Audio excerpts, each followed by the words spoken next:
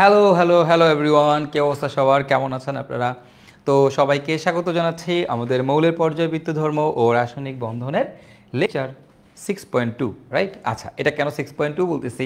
কারণটা হচ্ছে আমাদের যে এর আগের দিন আমরা লেকচার 6 নিয়েছিলাম, তো সেটা ইন্টারনেট সংযোগের কারণে মাঝপথে কেটে গিয়েছিল, রাইট? অর্থাৎ আমরা যখন তড়িৎ ঋণাত্মকতা পড়ছি, সেই তড়িৎ ঋণাত্মকতার পরেই কিন্তু আমাদের সেই লেকচারটা কেটে গিয়েছে। তো আমাদের আরেকটা টপিক বাকি ছিল, যেটা ছিল আমাদের কি বলতো, ব্যাসার্ধ বা আকার, পারমাণবিক ব্যাসার্ধ বা আকার, রাইট? তো সেটা নিয়ে কিন্তু আমরা পড়াশোনা করতে পারিনি। সো আজকে আমরা শুরুতে আমাদের সেই অংশটুকু শেষ করব, ব্যাসার্ধ বা আকার। তারপরে আমরা আমাদের আজকের লেকচার 7, মানে যেটা আমাদের লেকচার 7, সেই লেকচার 7টা আমরা শুরু করব, ঠিক আছে? ওকে, সো চলো আমরা আমাদের আজকের ক্লাসটা শুরু করি। তো প্রথমেই লেকচার 6.2, আর এই লেকচার 6.2তে আমরা কোন টপিকটা নিয়ে আলোচনা করব বলো তো ভাইরা? মানে শুরুতেই আমরা আজকে কী পড়বো? দুইটা পার্টে আজকে ক্লাসটা বিভক্ত থাকবে। তো দুইটা পার্টের প্রথম পার্টে হচ্ছে আমরা আমাদের যে পর্যায়বৃত্ত ধর্ম, সেই পর্যায়বৃত্ত ধর্ম যে শেষ পর্যায়বৃত্ত ধর্ম ছিল, অর্থাৎ আমাদের ব্যাসার্ধ বা আকার, সেইটা আমরা আগে শেষ করব। তাহলে আমাদের লেকচার 6টা শেষ হয়ে যাবে। তারপরে আমরা আমাদের লেকচার 7 শুরু করব, যে লেকচার 7-এ আমরা আজকে ব্লক মৌল নিয়ে আলোচনা করব, অর্থাৎ ব্লক এলিমেন্টস বা ব্লক মৌল নিয়ে আলোচনা করব। ওকে, সো তোমরা সবাই তাড়াতাড়ি জয়েন করে ফেলো। জয়েন করে ফেললেই আমরা আমাদের ক্লাসটা শুরু করে দিচ্ছি। সো সবাই আমাকে ঠিকঠাক মতো শুনতে পাচ্ছ কি না, আমাকে ঠিকঠাক মতো দেখা যাচ্ছে কি না, একটু কমেন্ট করে জানায় দাও। আমাকে ঠিক মতো শোনা যাচ্ছে কিনা এবং আমাকে দেখা যাচ্ছে কিনা। ওকে, ওকে, ওয়ালাইকুম আসসালাম। ওয়ালাইকুম আসসালাম। আমি আলহামদুলিল্লাহ ভালো আছি। তোমাদের কি অবস্থা? তোমরা কেমন আছো? তোমাদের কি অবস্থা? তোমাদের কি অবস্থা বলো। ওকে, জাস্ট লেট মি চেক।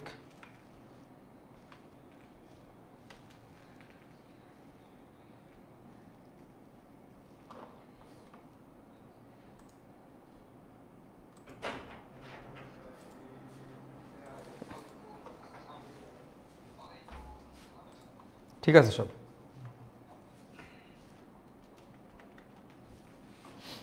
ওকে, মেনশন করে দিও তো সবাই রে।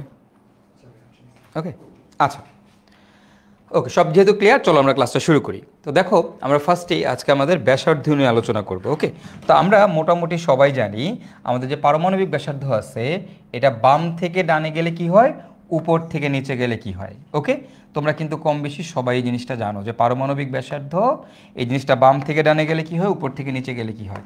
তো আমরা জানি যে পারমাণবিক ব্যাসার্ধ আমাদের বাম থেকে ডানে গেলে কি হয় বলো তো, কমে। বাম থেকে ডানে গেলে কমে, উপর থেকে নিচে গেলে বাড়ে।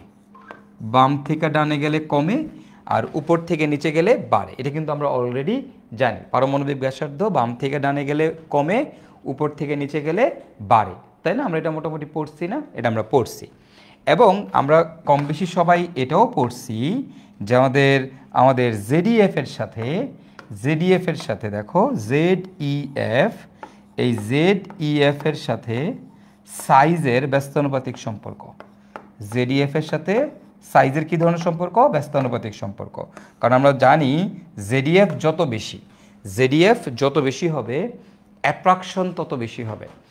জেডিএফ যত বেশি হবে, অ্যাট্রাকশন তত বেশি হবে। অ্যাট্রাকশন যত বেশি হবে, সাইজ যত ছোট হবে। জেডিএফ এর সাথে সাইজের ব্যস্তানুপাতিক সম্পর্ক। এবং আমরা এটাও জানি শিল্ডিং ইফেক্টের সাথে শিল্ডিং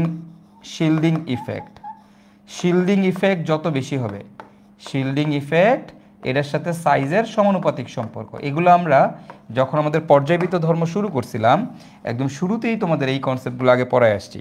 জেডিএফ কী জিনিস, শিল্ডিং ইফেক্ট কী জিনিস, তাই না? এগুলো কিন্তু সব তোমাদের আগে পড়ায় আসছি। তাহলে দেখো, সাইজের সাথে শিল্ডিং ইফেক্টের সমানুপাতিক সম্পর্ক। শিল্ডিং ইফেক্ট যত বেশি হবে, সাইজ তত বড় হবে। এবং শিল্ডিং ইফেক্টের সাথে জেডিএফ এর ব্যস্তানুপাতিক সম্পর্ক, মানে শিল্ডিং ইফেক্ট যত বেশি, জেডিএফ এর মান তত কম। শিল্ডিং ইফেক্ট যত কম, জেডিএফ এর মান তত বেশি। ওকে, তার মানে আমি বলতেই পারি শিল্ডিং ইফেক্টের সাথে জেডিএফ এর ব্যস্তানুপাতিক সম্পর্ক। এই শিল্ডিং ইফেক্ট কি, জেডিএফ কি, এগুলো সব তোমাদের আগে পড়ায় আসছে। এই প্রতিটা জিনিসই তোমাদের আগে পড়ায় ফেলছি। ওকে, সো তোমরা যারা যদি এই যে ব্যাসার্ধ যে কনসেপ্টটা আছে এটা তোমরা শিল্ডিং ইফেক্টের কনসেপ্ট দিয়ে মিলাই ফেলতে পারবা, কোনো অসুবিধা নাই। তো তোমাদেরকে আমি সাজেশন দিব শিল্ডিং ইফেক্টের কনসেপ্টটা একটু রিভিশন দিবা। আজকেই ক্লাস শেষে শিল্ডিং ইফেক্টটা সবাই একটু করে রিভিশন দিব আমরা, ঠিক আছে? ওকে, তো আমরা আমাদের ব্যাসার্ধের কনসেপ্টটা নিয়ে এখন আলোচনা করব। তো এই যে পারমাণবিক ব্যাসার্ধ বা আকার, আমাদের কয় ধরনের ব্যাসার্ধ আছে? বেসিক্যালি আমরা 4টা ব্যাসার্ধ নিয়ে আলোচনা করি। একটাকে বলা হয় সমযোজী ব্যাসার্ধ, একটাকে বলা হয় ধাতব ব্যাসার্ধ, একটাকে বলা হয় ভ্যান ডার ওয়ালস ব্যাসার্ধ, এবং আরেকটাকে বলা হয় আয়নিক ব্যাসার্ধ। কি ব্যাসার্ধ বলো তো? আয়নিক ব্যাসার্ধ। এই যে আয়নিক ব্যাসার্ধ, এই আয়নিক ব্যাসার্ধ আবার 2 ধরনের। আয়নিক ব্যাসার্ধ আবার 2 ধরনের, মানে আমাদের আয়নিক ব্যাসার্ধ কয় ধরনের? 2 ধরনের। এখন এই 2 ধরনের আয়নিক ব্যাসার্ধ কি জিনিস তুমি খেয়াল করো। এই আয়নিক রেডিয়াস, যে আর মানে হচ্ছে রেডিয়াস, আই মানে হচ্ছে আয়নিক, তার মানে আয়নিক রেডিয়াস, তার উপরে দেখো একটা মাইনাস চার্জ দাও বা একটা প্লাস চার্জ দাও। এই কথাটার মানে কি? এই কথার মানে হচ্ছে আয়নিক রেডিয়াস 2 ধরনের। একটা হচ্ছে ক্যাটায়নিক রেডিয়াস, যদি পজিটিভ চার্জ থাকে তাহলে সেটাকে বলবো ক্যাটায়ন, আর যদি এটার উপরে আয়নিক রেডিয়াসের উপরে মাইনাস চার্জ থাকে সেটাকে বলবো আমরা অ্যানায়ন। তার মানে আয়নিক রেডিয়াস হচ্ছে ভাই 2 ধরনের, একটা ক্যাটায়নিক রেডিয়াস, একটা অ্যানায়নিক রেডিয়াস। কি এগুলো প্রতিটা নিয়ে আলোচনা করব, কোনো অসুবিধা নাই, পেরানোর কোনো দরকার নাই।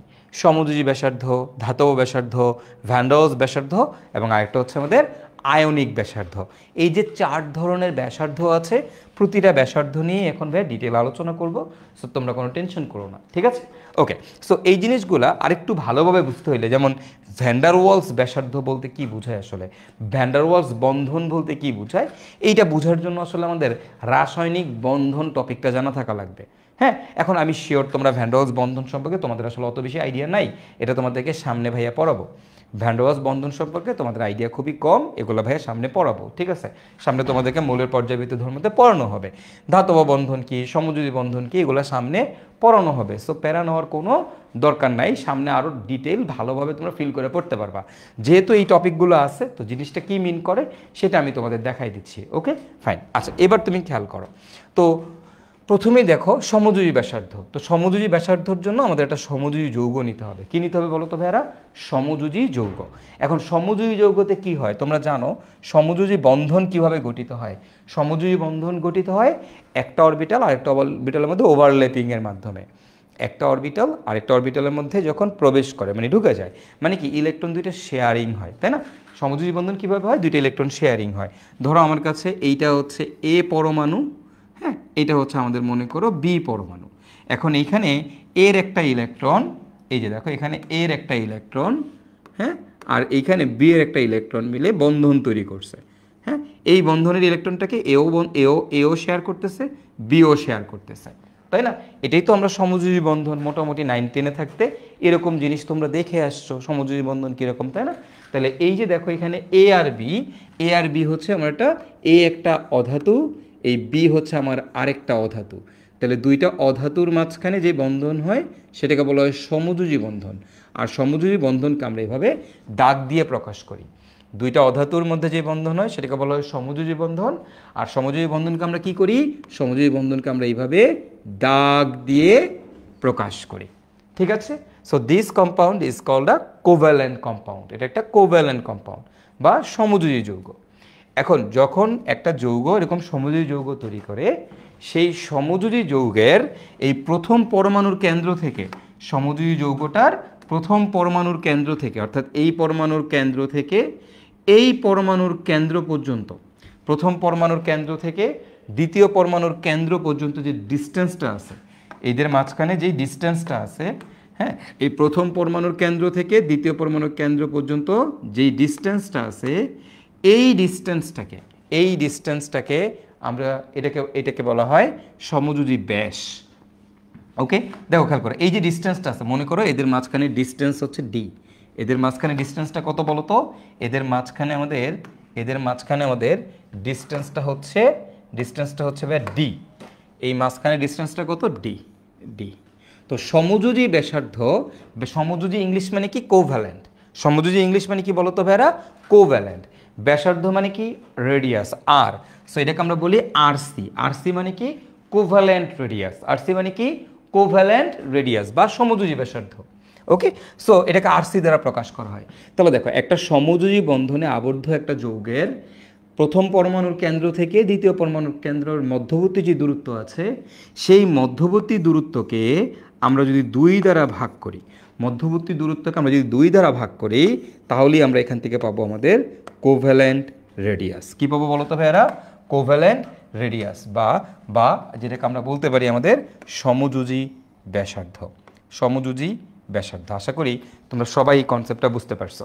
কেউ বুঝো না এমন কেউ আছো কি না? ঠিক আছে, তোমরা কেউ বুঝো না এমন কেউ আছো কিনা? যদি থাকো আমাকে কমেন্ট করে জানাও। ওকে, কেউ বুঝো না এমন কেউ আছো কিনা, থাকলে আমাকে কমেন্ট করে জানাও।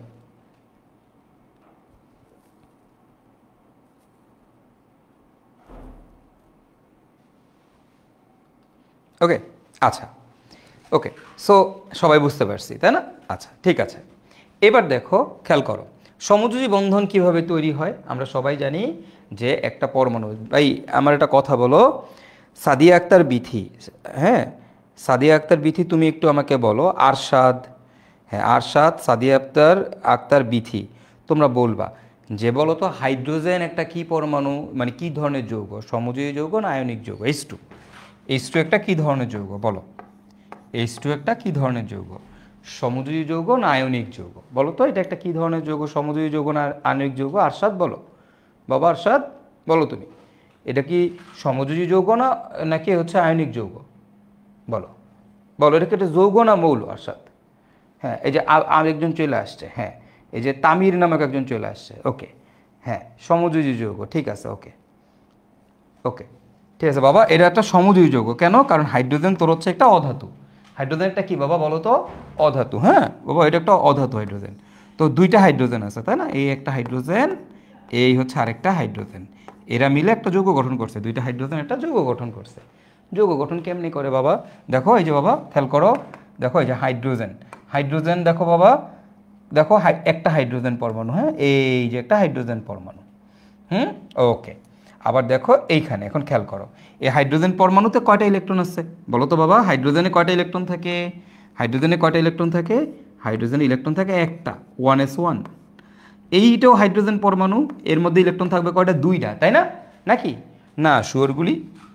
যেহেতু সবাই হাইড্রোজেন পরমাণু, সকল হাইড্রোজেন পরমাণুতে একটা করে ইলেকট্রন থাকে, তো এই হাইড্রোজেন পরমাণুতে একটা ইলেকট্রন আছে।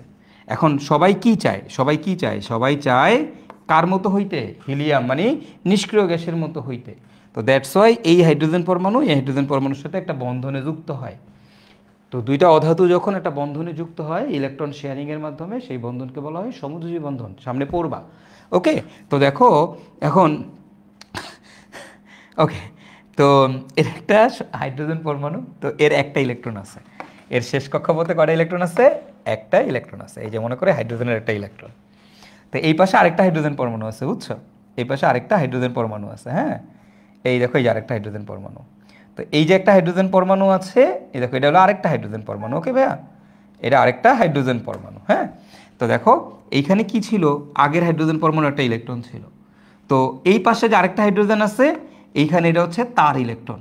এই যে দেখো এটা হলো তার ইলেকট্রন, আরেকটা হাইড্রোজেন পরমাণুর ইলেকট্রন। তো ওরা দুইজন করে কি, ও ওকে বলে যে ভাই আমরা একটা কাজ করে আমরা একজনের মধ্যে ঢুকে যাই। ঢুকে গেলে কি হবে? ঢুকে গেলে যে তোমার ইলেকট্রনটারে আমি শেয়ার করতে পারো, তাহলে তোমার হয়ে যাবে 2টা। এবার দেখো এই যে গুণা শুরু করে 2টা ইলেকট্রন হয়ে গেছে।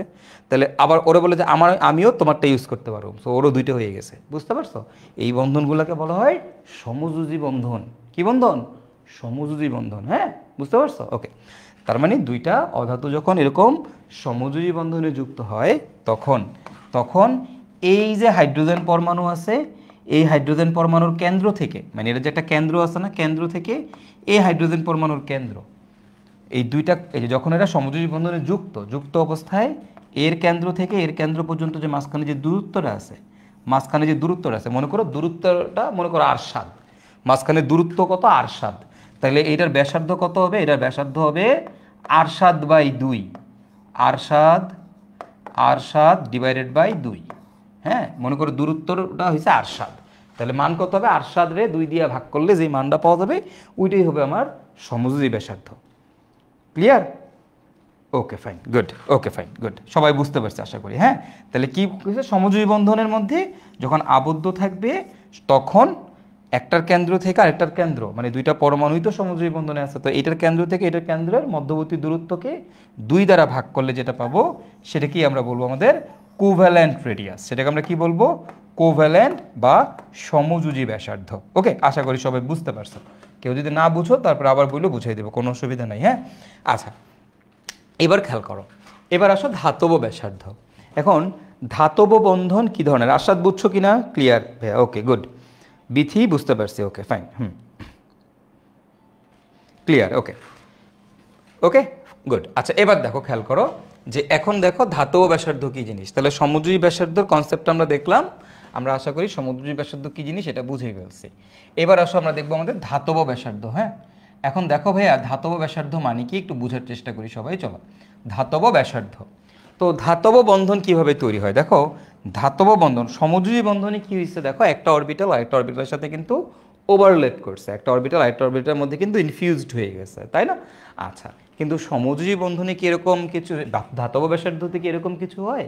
না ভাইয়া, ধাতব ব্যাসার্ধতে এরকম কিছু হয় না। ধাতব ব্যাসার্ধতে এই একটা ধাতুর সাথে আরেকটা ধাতু, তারপরে এখানে আরেকটা ধাতু, এখানে আরেকটা ধাতু, এরকম পরপর একটা ধাতুর সাথে আরেকটা ধাতু এরকম পরপর একটার সাথে একটার সাথে একটা পাশাপাশি যুক্ত থাকে। আর এদের মাঝখানগুলোতে কি থাকে জানো? মাঝখানগুলোতে ইলেকট্রন থাকে। এগুলো সামনে তোমরা জানতে পারবা, তোমাদেরকে সামনেই ধাতব বন্ধন পড়ানো হবে, এই সামনেই তোমাদের রাসায়নিক বন্ধনের আলোচনা। আমি যখন পর্যায়বৃত্ত ধর্ম ডি ব্লক মূল্য শেষ করব, তারপরে রাসায়নিক বন্ধনের আলোচনা হবে, সেইখানে গেলে এই ধাতব বন্ধন সমযোজী বন্ধন আরও ডিটেল জানতে পারবা। ওকে, তো যাই হোক, ধাতব বন্ধনে কি হয়, এই একটা ধাতু এখানে আরেকটা ধাতু, হ্যাঁ এটা একটা মেটাল, এটা আরেকটা মেটাল, হ্যাঁ এটা একটা মেটাল, মেটাল মানে হচ্ছে ধাতু, এটা হচ্ছে আরেকটা মেটাল। তো দুইটা মেটাল, এরকম মেটালগুলো একে অপরের সাথে পাশাপাশি কি থাকে, একটার সাথে আরেকটা থাকে, আরেকটার সাথে আরেকটা থাকে। তো এদেরকে এটা কিন্তু ইনফিউজড হয় না, একটা জাস্ট আরেকটার সাথে এভাবে লেগে থাকে, ঠিক আছে, লেগে থাকে। ওকে, এখন এই যে প্রথম যে মেটালটা আছে, এই প্রথম মেটালের কেন্দ্র থেকে এই যে দ্বিতীয় মেটালটার যে আছে, দ্বিতীয় মেটালের কেন্দ্র পর্যন্ত, হ্যাঁ প্রথম মেটালের কেন্দ্র থেকে দ্বিতীয় মেটালের কেন্দ্র পর্যন্ত যে ডিস্টেন্সটা আছে, প্রথম মেটালের কেন্দ্র থেকে দ্বিতীয় মেটালের কেন্দ্র পর্যন্ত যে ডিস্টেন্স, মনে করো এদের ডিস্টেন্স হচ্ছে ডি, ডিস্টেন্সটা কত বলো তো? ডি। তাহলে এইখানে আমাদের এই ধাতব ব্যাসার্ধ, ব্যাসার্ধকে আমরা আর দ্বারা প্রকাশ করি, আর ধাতু মানে কি মেটাল, সো মেটালকে আমরা কি দিই? R M. এই আর এম, মেটাল মানে হচ্ছে এম, সো এটাকে আমরা বলি ধাতব ব্যাসার্ধ। ধাতব ব্যাসার্ধ কত হবে বলো তো তাহলে ভাইয়া? এই যে মাঝখানে যে ডিস্টেন্স আছে, এই ডিস্টেন্সকে আমরা যদি 2 দ্বারা ভাগ করি, তাহলে সেটাকে আমরা বলবো আমাদের ধাতব ব্যাসার্ধ। ওকে, তাহলে ধাতব বন্ধনে আবদ্ধ দুটি ধাতুর, ধাতব বন্ধনে আবদ্ধ দুটি ধাতুর একটির কেন্দ্র থেকে অপরটির কেন্দ্রের মধ্যবর্তী যে দূরত্ব, তাকে যদি 2 দ্বারা ভাগ করা হয়, তাহলে পাওয়া যায় হচ্ছে ধাতব ব্যাসার্ধ। কি পাওয়া যায়? ধাতব ব্যাসার্ধ। ওকে, একজন বলছে ধাতু কিভাবে বন্ধন তৈরি করে। ওকে, একজন বলছে ধাতু কিভাবে বন্ধন তৈরি করে। আচ্ছা, এইটা তুই কি বললি রিদুল হাসান? তুই কি ধাতব বন্ধনের নাম শুনোস নাই? এই যে লোহা, সারা জীবন যে লোহা, তোর আসলে লোহা দিয়া গরম করে 2-4টা বাড়ি মারা উচিত, নাইলে তুমি কেমনে বললা ধাতব বন্ধন কেমনে তৈরি করে? বোকা ছেলে, লোহা দেখো নাই? লোহা কি সব আয়রন না? সব হলো এফই, আয়রন। তো এই যে লোহা, যে তুমি যে লোহা ব্যবহার করে কি একটা একটা আয়রন আরেকটা আয়রনের সাথে লেগে আছে না? একটা আয়রন আরেকটার সাথে লেগে আছে না? তুমি যা মিয়াদ ব্যবহার করো সবই তো ধাতু। এই যে এত এত ধাতু ব্যবহার করো, এগুলো একটার সাথে একটা লেগে থাকে কেমনে? কোন বন্ধনের মাধ্যমে? একটা ধাতু আরেকটা ধাতুর সাথে কোন বন্ধনের মাধ্যমে লেগে থাকে? ধাতব বন্ধনের মাধ্যমে। ধাতব বন্ধন কি সামনে জানবা, সমস্যা নাই। ওকে, সামনে জানবা। আচ্ছা, নাফিউর রহমান বলছে ভাই D/2 কেন ভাই? আচ্ছা ভাই, তোমার একটা কথা কও, ব্যাসার্ধ কেমনে বের করে? ব্যাসার্ধ কিভাবে বের করে? ধরো একটা ব্যাসার্ধ কেমনে বের করে? ব্যাসকে 2 দ্বারা ভাগ করলে ব্যাসার্ধ পাওয়া যায়। ব্যাস, একটা ব্যাসকে, কোনো একটা জিনিসের ব্যাসকে তুমি 2 দ্বারা ভাগ করলে ব্যাসার্ধ পাওয়া যায়, তাই না? এটা কি জীবনে কোনোদিন দেখো নাই? জীবনে কোনোদিন পড়ো নাই? হ্যাঁ হ্যাঁ, গাথা। ওকে ফাইন, এবার আসো, এখন খেয়াল করো, এবার আমরা দেখবো ভ্যান ডার ওয়ালস ব্যাসার্ধ। এখন ভ্যান ডার ওয়ালস ব্যাসার্ধ কী জিনিস? হ্যাঁ, ভ্যান ডার ওয়ালস ব্যাসার্ধ কী জিনিস? তো দেখো, আমি এবার এখানে একটা যৌগ লিখলাম। হ্যাঁ, আমি এখানে একটা যৌগ লিখলাম, যৌগটা হচ্ছে আমাদের AB টাইপের একটা যৌগ। ওকে, এই যে A আর B, বলো তো এটা একটা কী যৌগ? তোমরা এবার আমাকে বলবা, এইটার দিকে তাকাও, তাকায় বলো এটা একটা কী যৌগ? এটা একটা কি যৌগ? একটু আমাকে কমেন্ট করে জানাও তো, এটা একটা কি যৌগ? দেখে কি মনে হচ্ছে এটা তোমাদের একটা কি যৌগ? বলো, এটা তোমাদের একটা কি যৌগ বলো? এই যে এ আর বি, এটা তোমাদের কি যৌগ? সমযোজী যৌগ। গুড, এটা হচ্ছে আমাদের একটা সমযোজী যৌগ। Very good. আচ্ছা আচ্ছা, কোনো ডাউট আছে কারো এটা যে সমযোজী যৌগ? নাই। গুড, আচ্ছা, থ্যাংক ইউ। আচ্ছা, এবার দেখো এইটা একটা কি যৌগ? এটা একটা কি যৌগ? এটা আরেকটা সমযোজী যৌগ। ওকে, এটা একটা সমযোজী যৌগ, এটা আরেকটা সমযোজী যৌগ। শোনো, সাধারণত কি হয়, একটা অধাতুর সাথে একটা অধাতুর যে বন্ধন হয় সেটাকে আমরা বলি সমযোজী যৌগ। একটা ধাতু যখন আরেকটা ধাতুর সাথে যুক্ত হয়ে তৈরি করে ধাতব বন্ধন। সামনে পড়বো ধাতব বন্ধন কিভাবে তৈরি হয়, এটা সামনে তোমরা পড়বা, সমস্যা নেই। ওকে, ফাইন, এটাগুলো ধাতব বন্ধন। আচ্ছা, আর আয়নিক যৌগ কিভাবে তৈরি হয়? পজিটিভ নেগেটিভ ক্যাটায়ন এবং অ্যানায়ন তৈরির মাধ্যমে আয়নিক বন্ধন তৈরি হয়। এগুলো আমরা সামনে পড়বো, কোনো অসুবিধা নাই। এখন দেখো, একটা সমযোজী যৌগ, এইটা আরেকটা সমযোজী যৌগ। খেয়াল করো, এইটা একটা সমযোজী যৌগ, এটা তোমার আরেকটা সমযোজী যৌগ, দুইটা আলাদা আলাদা যৌগ। এটা একটা যৌগ, এটা একটা যৌগ, এটা একটা আলাদা যৌগ, এটা একটা আলাদা যৌগ। ঠিক আছে, দুইটা কিন্তু আমাদের কমপ্লিটলি আলাদা আলাদা যৌগ। এটা হচ্ছে আমাদের এ, এটা হচ্ছে আমাদের বি, এটা হচ্ছে আমাদের এ, এটা হচ্ছে আমাদের বি, তাই না? তাই না? আচ্ছা, ফাইন। এখন দেখো, দুইটা কিন্তু কমপ্লিটলি আলাদা যৌগ। তো এই যে একটা যৌগ, একটা সমযোজী যৌগ আরেকটা সমযোজী যৌগের সাথে এক ধরনের বন্ধনে আবদ্ধ থাকে। একটা সমযোজী যৌগ আরেকটা সমযোজী যৌগের মধ্যে এক ধরনের বন্ধন, এক ধরনের আকর্ষণ বল কাজ করে। এই আকর্ষণ বলটাকে বলা হয় ভ্যান ডার ওয়ালস ফোর্স। সামনে পড়বো, এগুলো নিয়ে সামনে অনেক বিস্তারিত আলোচনা আছে। মানে পুরো একটা পার্টি হচ্ছে আমাদের বন্ধনের আলোচনা, যেখানে তোমাদের 4-5টা ক্লাস লাগবে শুধু বন্ধন নিয়ে পড়াশোনা করতে। তো সেইখানে আমরা এই ভ্যান ডার ওয়ালস ফোর্স কী, এগুলো নিয়ে ইন ডিটেল আলোচনা করবো। সো তোমাদের টেনশন করার কোনো দরকার নাই, কোনো প্রয়োজন নাই। ঠিক আছে? ওকে ওকে, তাহলে দেখো, খেয়াল করো, এইটা হচ্ছে আমাদের একটা সমযোজী যৌগ, এটা আমাদের আরেকটা সমযোজী যৌগ, দুইটা সমযোজী যৌগ। এখন কি বলছি, দুইটা সমযোজী যৌগের মাঝখানেও এক ধরনের আকর্ষণ বল কাজ করে। আর এই আকর্ষণ বলটাকে বলা হয় ভ্যান ডার ওয়ালস ফোর্স। কী বলে বলো তো ভাইয়ারা? ভ্যান ডার ওয়ালস ফোর্স, মানে আন্তঃআণবিক আকর্ষণ বল বা ভ্যান ডার ওয়ালস ফোর্স। তার মানে একটা সমযোজী যৌগ আর একটা সমযোজী যৌগের মধ্যে যে আকর্ষণ বল কাজ করে সেটাকে কি ফোর্স বলে? ভ্যান ডার ওয়ালস ফোর্স বলে। ঠিক আছে?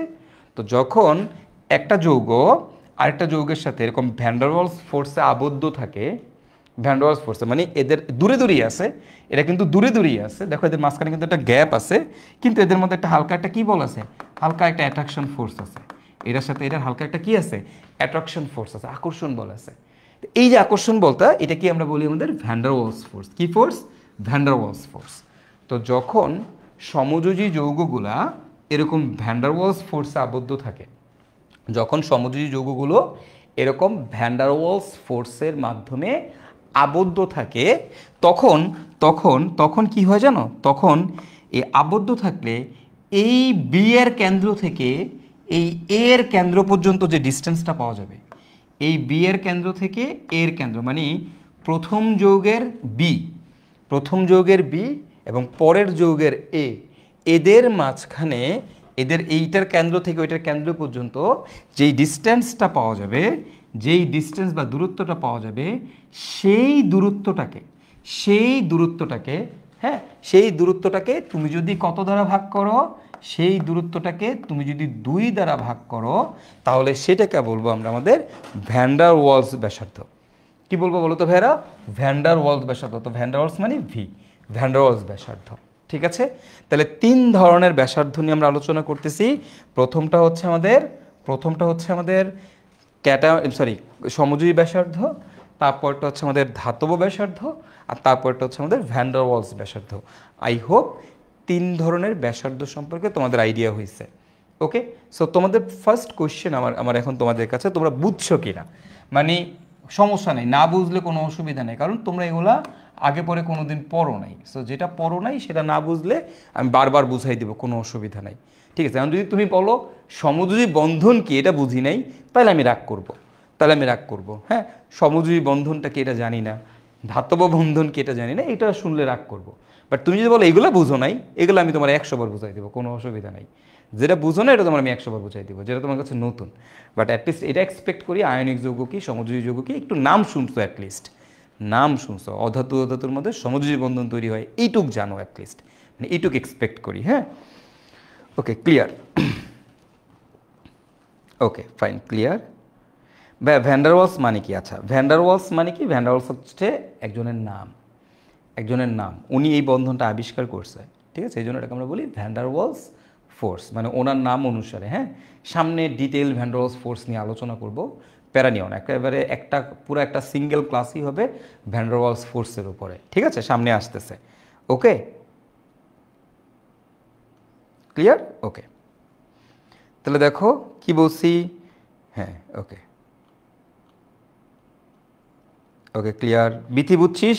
হ্যাঁ বিথি বুঝছে, ওকে ফাইন। তাহলে দেখো কি বুঝলাম আমরা, হ্যাঁ তাহলে মোটামুটি আমরা 3 ধরনের ব্যাসার্ধ সম্পর্কে আমাদের আইডিয়া হইলো, সমযোজী ব্যাসার্ধ, ধাতব ব্যাসার্ধ, ভ্যান্ডারওয়ালস ব্যাসার্ধ।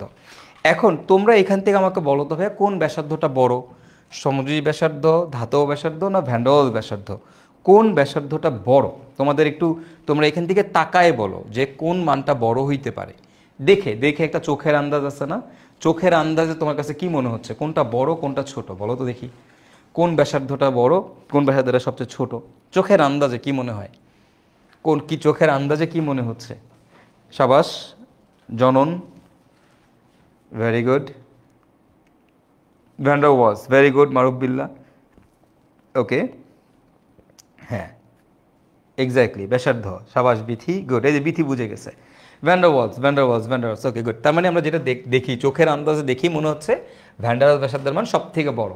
আর সবথেকে ছোট কোনটা? দেখো চোখের আন্দাজে দেখি মনে হচ্ছে সমযোজী ব্যাসার্ধের মানটা সব থেকে ছোট, তাই না? তাহলে সমযোজী ব্যাসার্ধ সব থেকে ছোট, ভ্যান্ডারওয়ালস ব্যাসার্ধের মান হচ্ছে সব থেকে বড়। তাহলে আমি কিন্তু এইখান থেকে এখন লিখতেই পারি, আমি কিন্তু এই জায়গা থেকে এখন কি লিখতে পারি দেখো তো, আমি লিখতেই পারি আমার ভ্যান্ডারওয়ালস ব্যাসার্ধের মান সব থেকে বড়, তারপরে হচ্ছে আমাদের ধাতব ব্যাসার্ধ, তারপরে হচ্ছে আমাদের সমযোজী বা কোভ্যালেন্ট ব্যাসার্ধ। দেখো এটা মোটামুটি কিন্তু আমি এখান থেকে এখন বলতেই পারি, এটা আমি এখান থেকে বলতেই পারি যে ভ্যান্ডারওয়ালস ব্যাসার্ধের মান সব থেকে বেশি, তারপরে ধাতব ব্যাসার্ধ, তারপর হচ্ছে আমাদের কোভ্যালেন্ট ব্যাসার্ধ, ঠিক আছে? তারপর হচ্ছে আমাদের কোভ্যালেন্ট ব্যাসার্ধ। ক্লিয়ার? আশা করি এইটুক বুঝতে কারো কোনো অসুবিধা নাই। তাহলে এই হচ্ছে আমাদের 3 ধরনের ব্যাসার্ধ। আমি বলছিলাম আমাদের ব্যাসার্ধ টোটাল কয়টা? 4টা, সমযোজী, ধাতব, ভ্যান্ডারওয়ালস, এই 3টা আমরা পড়ে ফেললাম। অ্যান্ড নাও আমরা যেটা পড়বো সেটা হচ্ছে আমাদের আয়নিক ব্যাসার্ধ। তা আয়নিক ব্যাসার্ধ আবার 2 ধরনের, একটাকে বলি আমরা ক্যাটায়নিক ব্যাসার্ধ, আরেকটাকে আমরা কি বলি বলতো ভাইয়েরা? অ্যানায়নিক ব্যাসার্ধ। তো আমাদের ক্যাটায়নিক ব্যাসার্ধ কি আর আমাদের অ্যানায়নিক ব্যাসার্ধ কি একটু আমরা চলো বোঝার চেষ্টা করি। হ্যাঁ, ক্যাটায়নিক ব্যাসার্ধ আর অ্যানায়নিক ব্যাসার্ধ কি? তো আয়নিক ব্যাসার্ধ কয় ধরনের? আয়নিক ব্যাসার্ধ হচ্ছে আমাদের 2 ধরনের, আয়নিক ব্যাসার্ধ 2 ধরনের, ওকে 2 ধরনের আয়নিক ব্যাসার্ধ আছে। আচ্ছা ওকে, তো এই 2 ধরনের আয়নিক ব্যাসার্ধ কি কি? 2 ধরনের আয়নিক ব্যাসার্ধ কি কি? দেখো একটাকে আমরা বলি ক্যাটায়নিক ব্যাসার্ধ, আরেকটাকে আমরা বলি আমাদের অ্যানায়নিক ব্যাসার্ধ। একটা ক্যাটায়নিক আর একটা কি অ্যানায়নিক। এখন ক্যাটায়নিক ব্যাসার্ধ কি হয় চলো, কোনটাকে ক্যাটায়নিক ব্যাসার্ধ বলে আর কোন জিনিসটাকে অ্যানায়নিক ব্যাসার্ধ বলে? তাহলে 2 ধরনের ব্যাসার্ধ আছে, একটা ক্যাটায়নিক ব্যাসার্ধ, একটা অ্যানায়নিক ব্যাসার্ধ। ক্যাটায়নিক ব্যাসার্ধ, ওকে। আর আরেকটা হচ্ছে আমাদের কি বলতো? অ্যানায়নিক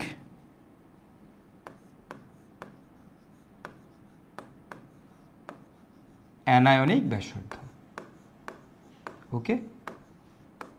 এখন এই যে ক্যাটায়নিক ব্যাসার্ধকে আমরা কি দ্বারা কিভাবে প্রকাশ করি বলতো? ক্যাটায়নিক ব্যাসার্ধকে কিভাবে প্রকাশ করে? ক্যাটায়নিক ব্যাসার্ধকে কিভাবে প্রকাশ করে? এই যে আর আই মানে আয়নিক ব্যাসার্ধ, যদি উপরে পজিটিভ চার্জ থাকে তাহলে সেটাকে আমরা বলি আমাদের ক্যাটায়নিক ব্যাসার্ধ, ক্যাটায়নিক ব্যাসার্ধ। আর অ্যানায়নিক ব্যাসার্ধকে কিভাবে প্রকাশ করে? এই যে দেখো আর আই আয়নিক ব্যাসার্ধ, যদি উপরে নেগেটিভ চার্জ থাকে তাহলে সেটাকে বলা হয় অ্যানায়নিক ব্যাসার্ধ, ওকে। তাহলে 2 ধরনের ব্যাসার্ধ, একটা ক্যাটায়নিক ব্যাসার্ধ আর একটা হচ্ছে আমাদের অ্যানায়নিক ব্যাসার্ধ, ওকে। একটা ক্যাটায়নিক ব্যাসার্ধ আর একটা কি অ্যানায়নিক ব্যাসার্ধ। এখন ক্যাটায়নিক ব্যাসার্ধ মনে রাখবা, ক্যাটায়নিক ব্যাসার্ধ ছোট হয়। ক্যাটায়নিক ব্যাসার্ধ কি হয়? ক্যাটায়নিক ব্যাসার্ধ ছোট হয়, বুঝছো? ক্যাটায়নিক ব্যাসার্ধ নর্মাল পরমাণু অপেক্ষা ছোট হয়। একটু লিখে রাখি যে ক্যাটায়নিক ব্যাসার্ধ, ক্যাটায়নিক ব্যাসার্ধ, ক্যাটায়নিক ব্যাসার্ধ নর্মাল পরমাণু অপেক্ষা ছোট হয়। পরমাণু অপেক্ষা কি হয়? ছোট হয়, ছোট হয়। ক্যাটায়নিক ব্যাসার্ধ কি হয়? নর্মাল পরমাণু অপেক্ষা ছোট হয়। কারণ ইলেকট্রনের প্রতি কারণ ইলেকট্রনের প্রতি নিউক্লিয়াসের আকর্ষণ বেড়ে যায়। কারণ কেন এটা হয় বলো তো? কারণ ইলেকট্রনের প্রতি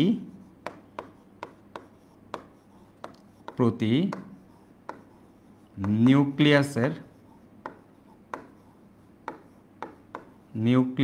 ইলেকট্রনের প্রতি নিউক্লিয়াসের আকর্ষণ বেড়ে যায় এবং ইলেকট্রন চলে গেলে কক্ষপথ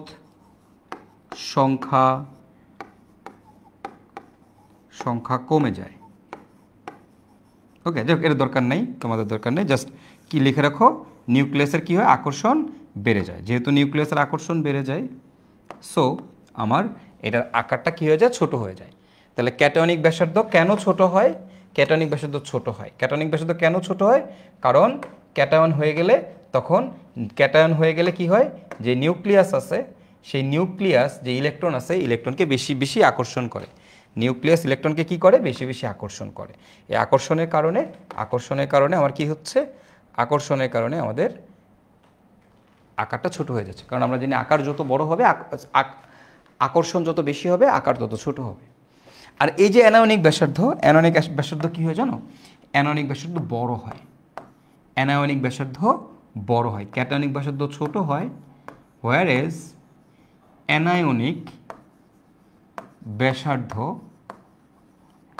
ব্যাসার্ধ কি হয়? নর্মাল পরমাণু অপেক্ষা বড় হয়। নর্মাল পরমাণু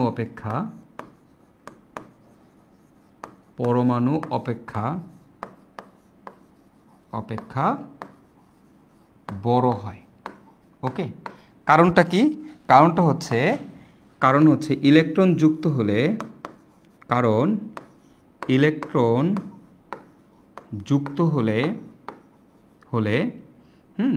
এদের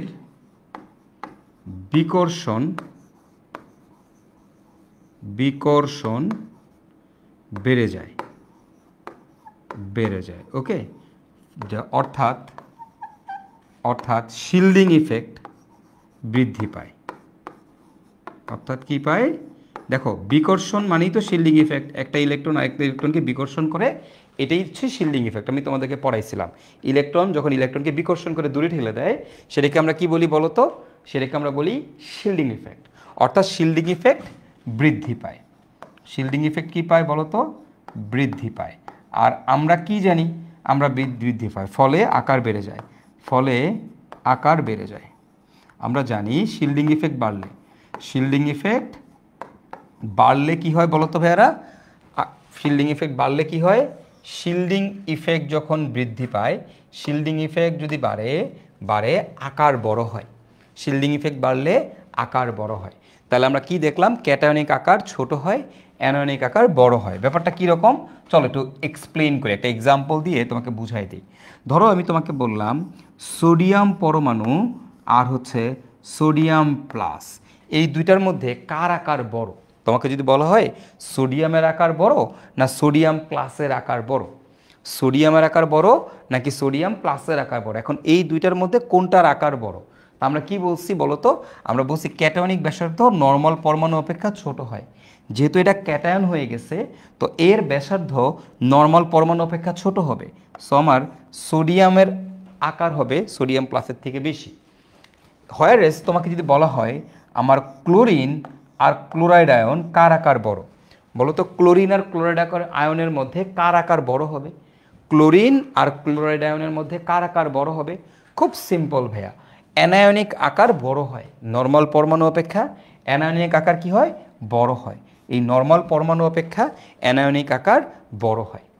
ঠিক আছে, ঠিক আছে, আশা করি তোমরা এই জিনিসটা বুঝতে পারছো। ঠিক আছে, আচ্ছা, এখন এইখান থেকে আমরা একটা ছোট্ট লাইন সবাই নোট করব। এই লাইনটা তোমরা আগেও পড়ছো। সেই জিনিসটা কি বলো তো? শিল্ডিং ইফেক্টের সাথে SH শিল্ডিং ইফেক্ট, বলো তো শিল্ডিং ইফেক্টের সাথে সাইজের কি ধরনের সম্পর্ক? শিল্ডিং ইফেক্টের সাথে সাইজের সমানুপাতিক সম্পর্ক, তাই না? আর বলো তো শিল্ডিং ইফেক্টের সাথে আমার জেডিএফ এর কি ধরনের সম্পর্ক? জেডিএফ এর হচ্ছে আমার ব্যস্তানুপাতিক সম্পর্ক। ওকে, এবং মনে রাখবে এই যে সাইজ, এই সাইজ জিনিসটা হচ্ছে, সাইজ হচ্ছে আমাদের আমাদের নেগেটিভ চার্জের সমানুপাতিক। সাইজ নেগেটিভ চার্জের সমানুপাতিক। নেগেটিভ চার্জ যত বেশি হবে, মানে ইলেকট্রন যত বেশি হবে, আকার তত বড় হবে। আর সাইজ জিনিসটা পজিটিভ চার্জের ব্যস্তানুপাতিক। পজিটিভ চার্জের ব্যস্তানুপাতিক চার্জ। তাহলে দেখো তো কি বলছি, এখান থেকে খেয়াল করো যে শিল্ডিং ইফেক্ট যত বেশি হবে, শিল্ডিং ইফেক্ট যত বেশি হবে আমাদের, হ্যাঁ, শিল্ডিং ইফেক্টের মান যত বেশি হবে, শিল্ডিং ইফেক্টের মান যত বেশি হবে আমাদের আমাদের আমাদের সাইজ, শিল্ডিং ইফেক্টের সাথে সাইজের কী ধরনের সম্পর্ক? সমানুপাতিক সম্পর্ক। ওকে, শিল্ডিং ইফেক্টের সাথে সাইজের সমানুপাতিক সম্পর্ক। তাই আমি এখান থেকে লিখতেই পারি শিল্ডিং ইফেক্ট, শিল্ডিং ইফেক্ট, এই শিল্ডিং ইফেক্টের সাথে আমাদের কার সমানুপাতিক সম্পর্ক? সাইজের সমানুপাতিক সম্পর্ক। ওকে, আর শিল্ডিং ইফেক্টের সাথে কার ব্যস্তানুপাতিক সম্পর্ক? জেডিএফ এর। আকর্ষণ, জেডিএফ মানে ইফেক্টিভ নিউক্লিয়ার চার্জ, এগুলো তোমাদের পড়াইছি। এখন বলো সাইজ কার সমানুপাতিক? নেগেটিভ চার্জের সমানুপাতিক। আর সাইজ কার ব্যস্তানুপাতিক? পজিটিভ চার্জের ব্যস্তানুপাতিক। ঠিক আছে, সাইজ নেগেটিভ সাথে সমানুপাতিক, আর সাইজ হচ্ছে, হ্যাঁ, পজিটিভ চার্জের ব্যস্তানুপাতিক। তুমি এই যে একটা লাইন, এই যে একটা বক্স করলাম, এই যে একটা বক্স করলাম, এই একটা বক্স দিয়েই তুমি এখন সব কোয়েশ্চেনের অ্যান্সার পেয়ে যাবা। তোমার যত কোয়েশ্চেন্স দরকার, যতগুলো কোয়েশ্চেন আসবে, যতগুলো থিওরি আসবে, সবগুলোর উত্তর তুমি এখন এইখানেই পেয়ে যাবা। ঠিক আছে, সো তোমার প্যারা নেওয়ার কোনো প্রয়োজন নাই। আমরা এখন এই জিনিসগুলোকে খুব ইজিলি, খুব সুন্দরভাবে বোঝার চেষ্টা করব। ঠিক আছে, এই জিনিসগুলোকে আমরা এখন খুব ইজিলি, খুব সুন্দরভাবে জিনিসগুলোকে আমরা বোঝার চেষ্টা করব। ওকে, সো চলো আমরা শুরু করি আমাদের প্রথম কোয়েশ্চেন। প্রথম কোয়েশ্চেন তোমাদের কাছে কোয়েশ্চেন হচ্ছে অ্যালুমিনিয়াম ও গ্যালিয়ামের মধ্যে কার আকার বড়? বলো তো, তোমাদেরকে এটা আগে পড়াইছি কিনা, দেখি তোমরা উত্তর দাও। যারা রেগুলার ক্লাস করো, যারা আমার এই শিল্ডিং ইফেক্টের ক্লাসটা করছো, তাদের এটা জানার কথা, অ্যালুমিনিয়াম এবং গ্যালিয়ামের মধ্যে কার আকার বড়? অ্যালুমিনিয়াম এবং গ্যালিয়ামের মধ্যে কার আকার বড়? দেখি এই কোয়েশ্চেনটা তোমাদের মনে আছে কিনা। অ্যালুমিনিয়াম এবং গ্যালিয়ামের মধ্যে কার আকার বড়? অ্যালুমিনিয়াম আর গ্যালিয়ামের মধ্যে কার আকার বড়? অ্যালুমিনিয়াম না গ্যালিয়াম? অ্যালুমিনিয়ামের। Very good, very good. দেখো আমরা কি জানি, আমরা জানি, তোমাদের পড়াইছি এটা। দেখো আমরা জানি এরা হচ্ছে একই গ্রুপের মৌল। বাংলাদেশ আওয়ামী লীগ গেল ইন্ডিয়া, তাই না, ট্যুরে। পড়ছো না? বাংলাদেশে আফতাব গেল ইন্ডিয়ায় টিম নিতে, এরকম পড়ছো না তোমরা? আচ্ছা, তো আমরা জানি একই গ্রুপে উপর থেকে নিচে গেলে আমার আকার কি হয়? একই গ্রুপ উপর থেকে নিচে গেলে আকার বাড়ে। কি জানি? আকার বাড়ে, মানে সাইজ বৃদ্ধি পায়, আকার বাড়ে, তাই না? তাই না? তাহলে সেই অনুযায়ী আমাদের কনসেপ্টটা কি হওয়ার কথা ছিল? আমাদের ঘটনাটা কি ঘটনা ঘটার কথা ছিল বলো তো? সেই অনুযায়ী আমাদের এই বোরনের থেকে অ্যালুমিনিয়ামের আকার বড়, অ্যালুমিনিয়ামের থেকে গ্যালিয়ামের আকার বড়, গ্যালিয়াম থেকে ইন্ডিয়ামের আকার বড়, এইখান থেকে আমাদের টেলোরিয়ামের আকার আরও বড়, তাই না? এটাই তো হওয়ার কথা ছিল। কিন্তু তোমাদের নিশ্চয়ই মনে আছে এইটার ব্যতিক্রম, এটা যে ব্যতিক্রম এই জায়গায়, সেটা আমি তোমাদের আগে দেখায় আসছি। সো আমার ঘটনাটা কি ঘটবে? এই যে বোরনের থেকে গ্যালিয়ামের আকার বড়, গ্যালিয়ামের থেকে অ্যালুমিনিয়ামের আকার বড়, এরপরে ইন্ডিয়াম, এরপর হচ্ছে টি। বলো তো এটা কেন হয়, এটা রিজনটা কি?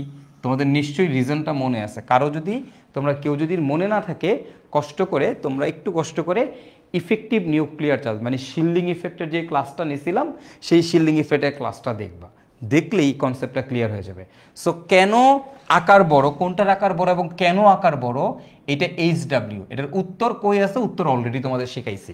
জাস্ট এখানে আরেকবার আমি এখানে আরেকবার আমি তোমাদেরকে জাস্ট একটু মনে করাই দিলাম যে এটার আকার বড়। কার আকার বড়? অ্যালুমিনিয়ামের আকার গ্যালিয়ামের থেকে বড়। অথচ গ্যালিয়ামের কিন্তু বড় হওয়ার কথা ছিল। আমরা জানি একই গ্রুপ উপর থেকে নিচে গেলে আকার বৃদ্ধি পায়, সে অনুযায়ী গ্যালিয়ামের আকার বড় হওয়ার কথা ছিল। বাট এই জায়গাটা ব্যতিক্রম আছে। সেই ব্যতিক্রমটা কেন হয় এটা আমি তোমাদের আগে পড়াইছি।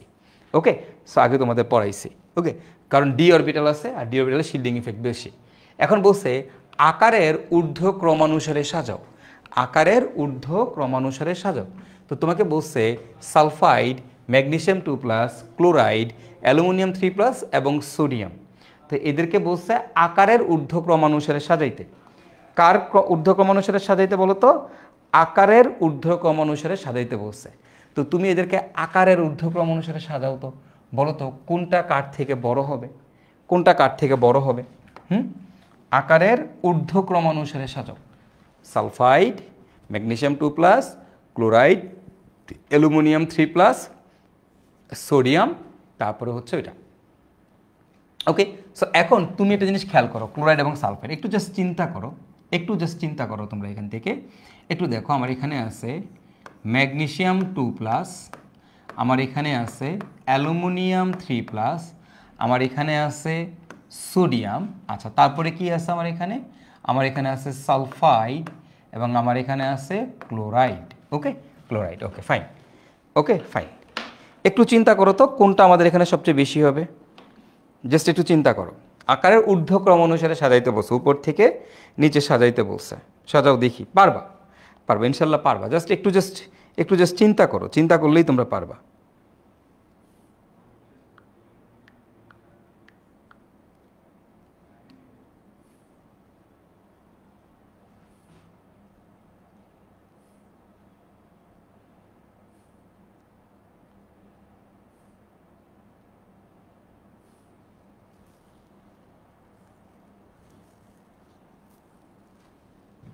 বলো বলো।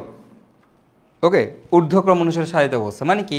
এখন দেখো আমরা কি বলছি, আমরা এখান থেকে তোমাকে কি বলছি বলো তো? তোমরা অনেকেই করে ফেলছো, থ্যাংক ইউ সো মাচ। ওকে, তা আমি তোমাদেরকে বলছি যে যে আকার হচ্ছে নেগেটিভ চার্জের সমানুপাতিক। হ্যাঁ, আমরা কি বলছি যে এই সাইজ জিনিসটা নেগেটিভ চার্জের সমানুপাতিক, পজিটিভ চার্জের ব্যস্তানুপাতিক। মাত্রই তোমাদের পড়ায় আসছি, তাই না? পজিটিভ চার্জ যত বেশি হবে আকার তত ছোট হবে, নেগেটিভ চার্জ যত বেশি হবে আকার তত বড় হবে, তাই না? তাহলে এখন তুমি আমাকে বলো তো, তাহলে দেখি তো যে এইখানে দেখো এটা পজিটিভ কয়টা? 3টা। এটা পজিটিভ কয়টা? 2টা। এটার পজিটিভ কত? 0। তো তোমাদের নিশ্চয়ই মনে আছে যে দেখো সোডিয়াম আর সোডিয়াম প্লাসের মধ্যে কার আকার বড়? সোডিয়ামের আকার বড়। এটার আকার ছোট কেন? কারণ ক্যাটায়ন হইলে পজিটিভ চার্জ যত বাড়ে চার্জ আকার তত ছোট হয়। তাহলে এখান থেকে দেখো তো অ্যালুমিনিয়ামের পজিটিভ চার্জ সবথেকে বেশি। তাহলে কি এই অ্যালুমিনিয়ামের পজিটিভ চার্জ যেহেতু সবথেকে বেশি, তাহলে এটার আকার কি? সব থেকে ছোট। এর থেকে কার আকার বড় হবে? ম্যাগনেসিয়াম 2+-এর, কারণ এখানে পজিটিভ চার্জের পরিমাণ কম, তাই না? এর থেকে কার আকার? এর থেকে কারটা বড় হবে? সোডিয়ামেরটা বড় হবে, কারণ এটা নিউট্রাল। আচ্ছা, এরপরে কি আছে? অ্যানায়নের আকার কি হয়? নিউট্রালের থেকে বড় হয়। তো এখন দেখো এটা হলো সালফাইড, এটা হলো ক্লোরাইড। বলো তো এই দুটোর মধ্যে কার আকার বড়? অবভিয়াসলি ক্লোরাইডের আকার বড়। ক্লোরাইডের থেকে কার আকার বড়? সালফাইডের আকার বড়। কেন? কারণ এখানে দুইটা মাইনাস আছে। তাহলে ফার্স্ট হবে সালফাইড, তারপরে ক্লোরাইড, তারপরে সোডিয়াম, তারপর ম্যাগনেসিয়াম, তারপরে অ্যালুমিনিয়াম। মানে অ্যালুমিনিয়াম থেকে হয়ে যাবে। এটা হচ্ছে আকারের ঊর্ধ্ব ক্রমানুসারে সাজাও, মানে নিচ থেকে উপরের দিকে যাবা আর কি। ঠিক আছে, ছোট থেকে বড়র দিকে যাবা। ক্লিয়ার? তাহলে ফার্স্টে অ্যালুমিনিয়াম, তারপর ম্যাগনেসিয়াম, তারপর সোডিয়াম, তারপর ক্লোরাইড, তারপর সালফাইড। কেন এটা হয়েছে? কেউ কি আছো বুঝো নাই? কেউ কি আছো বুঝো নাই? বলো, কেউ কি আছো বুঝো নাই? না বুঝলে আমাকে বলো, আমি বুঝাই দিচ্ছি, কোনো অসুবিধা নেই, কোনো সমস্যা নেই। ওকে, গুড। চলো আমরা তার পরের কোশ্চেনটা দেখি। তোমাকে বলছে আয়নিক ব্যাসার্ধের ঊর্ধ্ব ক্রমানুসারে সাজাও, magnesium 2+, sodium plus, F-, N3-, O2-। এটা তোমরা করো তো ভাইয়া, তাড়াতাড়ি করো তো, এটা এখনই করো দেখি। আয়নিক ব্যাসার্ধের ঊর্ধ্ব ক্রমানুসারে সাজাও, ঊর্ধ্ব ক্রমানুসারে সাজাও, বলো। আয়নিক ব্যাসার্ধের ঊর্ধ্ব ক্রমানুসারে magnesium 2+, sodium plus, F-, N3-, O2-। N3-, O2-। বলো এইটা তোমরা করো, এটা তোমরা করো, ওকে।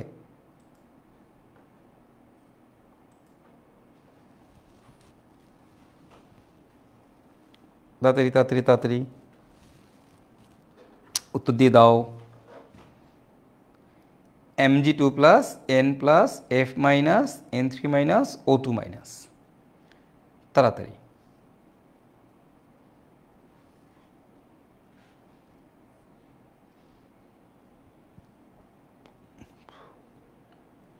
সবার পারার কথা। এই নেটে ডিস্টার্ব করলো না কি রে আবার? না ঠিক আছে। শিমুল সবার আগে উত্তর দেয়, এটা আমার খুব ভালো লাগছে শিমুলের ব্যাপারটা। Nitrogen, oxygen, fluoride, sodium, magnesium 2+। জান্নাতুল মাওয়া, জনন, শ্যামলী, শিমুল, ভেরি গুড, থ্যাংক ইউ, হয়েছে। শ্যামলী মনে হয় একটু ভুল করছো একটা জায়গায়, শ্যামলী ঠিক হয়ে যাবে। গুড, আরে নাইস, অস্থির, অস্থির, very good very good very good, মাশাল্লাহ মাশাল্লাহ, wow, nice nice, okay, so very good, thank you. তাহলে আকারের ঊর্ধ্বক্রম অনুসারে সাজাইতে বলছে, ব্যাসার্ধের ঊর্ধ্বক্রম অনুসারে। তাহলে আমরা এখন এখানে কোনটা সব থেকে ছোট হবে? আমরা জানি ক্যাটায়নিক ব্যাসার্ধ সব থেকে ছোট হয়, তাহলে ম্যাগনেসিয়াম 2+, এটার আকার হবে সবচেয়ে ছোট। তারপর হবে সোডিয়াম প্লাস, কেন? কারণ এটা একটা প্লাস, এটা দুইটা প্লাস, তো এটা আরও ছোট, হ্যাঁ, ওকে। এরপরে কি হবে? এরপর হচ্ছে নেগেটিভ চার্জের সমানুপাতিক। সো এখানে একটা নেগেটিভ চার্জ, এটার থেকে অক্সিজেন 2-, এখানে দুইটা নেগেটিভ চার্জ, আরও বড়। এরপরে নাইট্রোজেন 3-, এটা কি হবে? আরও বড়, আরও বড়, ঠিক আছে। So this will be hour answer, this will be hour answer. So যারা হয় নাই তারা একটু মিলাই দেখো, এটাই হবে উত্তর। আশা করি কেন এটা উত্তর তোমরা বুঝতে পারছো।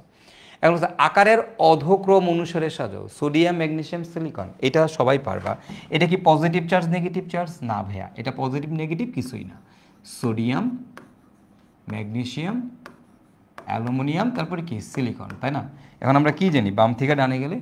আমরা কি জানি বাম থেকে ডানে গেলে আকার কি হয়? আকার কি হয় বলো তো? আকার হচ্ছে কমে। বাম থেকে এক পর্যায়ভিত্তিক সম্পর্ক কি? বাম থেকে ডানে গেলে কমে। তাহলে আমার সোডিয়াম, ম্যাগনেসিয়াম, অ্যালুমিনিয়াম, তাহলে সিলিকন, তাহলে বলছে আকারের অধক্রম অনুসারে সাজাইতে, মানে সিলিকন, তারপরে হচ্ছে ম্যাগনেসিয়াম, তারপরে হচ্ছে আমাদের সোডিয়াম, নাকি? সোডিয়ামের আকার, সিলিকনের আকার সব থেকে বড়, নাকি? না, তুমি ভুল করছো। সব থেকে বড় কে জানো? এখানে সব থেকে বড় হচ্ছে সোডিয়াম, তারপরে ম্যাগনেসিয়াম, তারপরে সিলিকন, এই তিনটার মধ্যে বলছে। সিম্পল, এটা কানার ভাই অন্ধও পারবে, হ্যাঁ, ওকে। চলো তারপরেরটা। আচ্ছা, ওকে, আমাদের রিটেন, এখান থেকে যে রিটেন প্রশ্নগুলো আসছে বিগত বছর বর্ণনার সময় ইউনিভার্সিটিতে বা বুয়েট ভর্তি পরীক্ষাতে, সেগুলো আমরা দেখে নিলাম। এবার হচ্ছে আমরা এখান থেকে আমাদের এমসিকিউগুলো সলভ করব। বিভিন্ন ইউনিভার্সিটিতে যে প্রশ্নগুলো আসছে আমরা মেনলি সেগুলোই এখন সলভ করব, ঠিক আছে? একাডেমিকের যা আছে তোমাদের পড়া অলরেডি হয়ে গেছে, সো প্যারানোর কোনো দরকার নাই, ওকে। সো আমরা কিন্তু একই সাথে ভার্সিটিটাও কভার করে ফেলতেছি, ইঞ্জিনিয়ারিংটাও কভার করে ফেলতেছি, ওকে। তো তোমাকে যা পড়াইলাম এখন পর্যন্ত, এই যে পর্যায়বৃত্ত ধর্ম যেভাবে তোমাদেরকে গুছায় পড়ানো হয়েছে, ট্রাস্ট মি, এরকম গুছায় তোমাকে অন্য কোনো কোর্সে কোথাও কেউ পড়াচ্ছে না। প্রতিটা জিনিস এভাবে ধরে ধরে ডিটেইলে আলোচনা করে এভাবে প্রশ্ন সব বিগত বছরের প্রশ্নগুলো সব এভাবে প্যাটার্নে ফেলে সলভ কেউ তোমাকে করাচ্ছে না, ঠিক আছে? এটা আমি শিওর। সো এখন এতে তোমাদের কী হবে জানো? তোমাদের এবার অটোমেটিক্যালি তুমি যখন এভাবে একটা টপিক পড়বা, একটা টপিক পড়ে সেই টপিকের মধ্যে যা আছে খুঁটিনাটি সব যখন তুমি পড়ে ফেলবা, এটা পড়ার পরে তুমি যখন ভার্সিটির প্রশ্ন সলভ করবা, বুয়েটের প্রশ্ন সলভ করবা, তুমি দেখবা তোমার অটোমেটিক্যালি তোমার মধ্যে একটা বুস্ট আপ চলে আসবে যে আচ্ছা, আমি তো বুয়েটের প্রশ্ন সলভ করতে পারতেছি, তাহলে আমি কেন বুয়েটে চান্স পাবো না? তুমি দেখবা অটোমেটিক্যালি তুমি মোটিভেট হয়ে গেছো বুয়েটের জন্য, দেখবা তোমার পড়াশোনার স্পিড বেড়ে গেছে, তুমি দেখবা তুমি নিজেকে নিজে অনেক নতুনভাবে আবিষ্কার করতে পারবা। সো একাডেমিক লাইফ থেকে আসলে যখন তুমি একাডেমিকের পাশাপাশি ইউনিভার্সিটি প্রশ্নগুলো বা ইঞ্জিনিয়ারিংয়ের প্রশ্নগুলো যখন আগায় রাখবা, দেখবা তুমি অটোমেটিক্যালি তোমার মধ্যে দেখবা পড়াশোনা করার একটা ভালো মোটিভেশন তৈরি হয়ে গেছে। যেই মোটিভেশনটা তোমাকে তোমার যে কাঙ্ক্ষিত লক্ষ্য আছে সেখানে তোমাকে ইনশাল্লাহ পৌঁছে দিবে। ঠিক আছে? তো যে কোনো সময় যখন পড়াশোনা করবা এইভাবে পড়াশোনা করবে, একটা টপিক যখন ধরবা ওই টপিকের একদম নারী নক্ষত্র খুঁটিনাটি সব পড়বা, সময় বেশি লাগুক, সময় বেশি লাগুক, এটা নিয়ে কোনো প্যারা খাওয়া যাবে না। তুমি 26 ব্যাচ, রাইট? তোমার অনেক সময় আছে, স্টিল তোমার কাছে অনেক টাইম আছে। তো এই টাইমটাকে তোমাকে প্রপারলি ইউটিলাইজেশন করতে হবে, রাইট? এখন এখন তুমি যদি এই সময়টাতে তুমি যদি ফাঁকি দেওয়ার চিন্তা করো, কম পড়াশোনা করার চিন্তা করো, দেখো আমি তোমাকে বলি, আমাকে 1 ঘন্টা সময় দিবা, আমি তোমাকে 4টা পর্যায়বৃত্ত ধর্ম পড়াই দিব। 1 ঘন্টার সময়ের মধ্যে আমি তোমাকে এই যে 4টা পর্যায়বৃত্ত ধর্ম মানে ভালোভাবে পড়াইলাম, আয়নীকরণ শক্তি, ইলেকট্রন শক্তি, তড়িৎ ঋণাত্মকতা আর হচ্ছে ব্যাসার্ধ, আমি 1 ঘন্টার মধ্যে শেষ করি। 1 ঘন্টাও লাগবে না 4টা পড়াই দিতে, বাট বিশ্বাস করো আমি তোমাকে পড়াই দিব, তুমিও পড়বা, বাট এটা তোমার জন্য ইফেক্টিভ হবে না। তুমি এই প্রশ্নগুলো সলভ করতে পারবে না নিজে নিজে, বা তোমার মধ্যে ওই আর্টসটা তৈরি হবে না যে আমাকে এই ধরনের প্যাটার্নের প্রশ্ন সলভ করা উচিত। এই আর্টসটা ক্রিয়েট হবে না তুমি যদি প্রশ্ন না দেখো। সো এবং প্রতিটা জিনিস আমি এই জন্যই তোমাকে খুব ভালো করে আস্তে ধীরে, তোমরা যেহেতু বাচ্চা পোলাপান, মাত্র কলেজে উঠছো, এখনও কিছুই পারো না, এই জন্য দেখবো আমি তোমাদের খুব স্লো পেসে পড়াচ্ছি, আস্তে ধীরে পড়াচ্ছি, কেউ না বুঝলে ওটা রিপিট করতেছি। এতে আমার কোনো অসুবিধা নেই, যেহেতু তোমরা মাত্র বাচ্চা স্টুডেন্টস, সো কোনো অসুবিধা নেই। কিন্তু যখন পড়াশোনা করবা প্রতিটা টপিক কীভাবে পড়াশোনা করবা, এমনভাবে পড়াশোনা করবা যেমন এইখান থেকে আল্লাহর দুনিয়ার যত প্রশ্ন আসুক, যেভাবেই আসুক তুমি উত্তর করতে পারো, উত্তর করতে পারো। ঠিক আছে? ওকে, ফাইন। তো চলো বেরা, ওকে চলো, তো আমরা একটা কাজ করি, এবার প্রথম প্রশ্নের উত্তর দিই। অ্যানায়নের ব্যাসার্ধ ওই মৌলের পারমাণবিক ব্যাসার্ধ অপেক্ষা বড় হয় কেন? উত্তর দাও। অ্যানায়নিক ব্যাসার্ধ ওই মৌলের পারমাণবিক ব্যাসার্ধ থেকে কেন বড় হয়? নিউক্লিয়াসের কার্যকর চার্জ বৃদ্ধি, বহিঃস্তরের ইলেকট্রন সমূহের পারস্পরিক বিকর্ষণ মাত্রা বৃদ্ধি, বহিঃস্তরের ইলেকট্রন সমূহের পারস্পরিক বিকর্ষণ মাত্রার হ্রাস, এ ও সি উভয়ই। কোনটা বলো তো দেখি? অ্যান্সার কি? অ্যান্সার কি? বি। আরে সাবাস, ভেরি গুড। প্রত্যেকেই পারতেছো, প্রত্যেকেই পারতেছো, খেয়াল করছো? দেখো তোমার বইয়ের প্রতি খুঁটিনাটি যত ইনফরমেশন দরকার সব আমি ক্লাসে পড়াই দিই। সো তোমরা বই পড়া নিয়ে অনেকেই টেন্সড, আমার সাজেশন হচ্ছে তোমার আপাতত বই পড়বা না, তুমি আপাতত শুধু আমার স্লাইড পড়বা, কারণ আমি স্লাইডের মধ্যে একদম ইম্পর্টেন্ট প্রতিটা ছোট ছোট লাইনও আমি লিখে রাখি। কেউ যদি শুধুমাত্র আমার স্লাইড পড়ো তাহলেই তোমার সব প্রিপারেশন, তুমি সব সলভ করতে পারবা। তুমি টেস্ট পেপার খুলো, তুমি এমসিকিউ খুলো, তুমি ইউনিভার্সিটি কোয়েশ্চেন ব্যাংক খুলো, তুমি বুয়েট ভর্তি প্রশ্ন ব্যাংক খুলো, সব পারবা। আমি যেই টপিকগুলো তোমাদেরকে অ্যাটলিস্ট পড়াবো এগুলো সব তোমরা ইনশাল্লাহ পারবা। সো কারো কোনো ডাউট থাকবে না, আমার ক্লাসের স্লাইড পড়েই তুমি সব পারবা। বাট তাই বলে কি বই পড়বা না? হ্যাঁ পড়বা। কখন পড়বা সেটা আমি বলে দিব। যেমন এখন তুমি 3টা জিনিস 4টা জিনিস পড়তে পারো। ভাইয়া আপনি পর্যায় সারণী পড়াইছেন, আচ্ছা আমি পর্যায় সারণী পড়লাম। এরপর আপনি ভাইয়া পর্যায়বৃত্ত ধর্মগুলো পড়াইছেন, হ্যাঁ তুমি এখন পর্যায়বৃত্ত ধর্মগুলো রিভিশন দিতে পারো, বই থেকে পড়তে পারো। এখন আমি কিন্তু ব্লক মৌল পড়াই নেই, আমি কিন্তু এখনও ব্লক মৌল, এস ব্লক মৌল, পি ব্লক মৌল, ডি ব্লক মৌল আমি কিন্তু পড়াই নেই। তুমি যদি S block, P block, D block পড়তে যাও তোমার মাথা খারাপ হয়ে যাবে, ওগুলো পড়া যাবে না। যেই টপিকগুলো আমি পড়াইছি ওই টপিকগুলো তুমি একবার করে রিভিশন দাও, একবার করে পড়ো, বই পড়ো, দেখবে এখন তুমি বুঝতেছ, এখন তুমি বুঝতেছ। ঠিক আছে? সো সো এই বই যখন পড়বা, আগে একটা টপিক যখন শেষ করবো ওই টপিকটুকুই শুধু পড়বা, এক্সট্রা পড়ার তোমার দরকার নেই। কারণ এই অধ্যায়টা অনেক কঠিন, এই অধ্যায়টা অনেক কঠিন একটা অধ্যায়। তুমি যতটা ইজি মনে করতেছো, এখনও ইজি টপিকে আছে এই জন্য ইজি মনে হচ্ছে, যত ডে বাই ডে সামনে যাবা অধ্যায়টা বেশ কঠিন এবং বড় একটা অধ্যায়। কেমিস্ট্রির সব থেকে বড় অধ্যায় অর্গানিক কেমিস্ট্রি, সেকেন্ড পেপারে যেমন অর্গানিক কেমিস্ট্রি, ফার্স্ট পেপার হচ্ছে এটা, অনেক বড় অধ্যায়, সব থিওরি, কোনো ম্যাথ নাই, কিছু নাই, সব থিওরি কনসেপ্ট। এবং এই অধ্যায়ের উপরে পুরো কেমিস্ট্রিটা দাঁড়ায় আছে, যেখানেই যাবে এই অধ্যায়ের কনসেপ্ট লাগবে, এই অধ্যায়ের কনসেপ্ট কাজে লাগবে।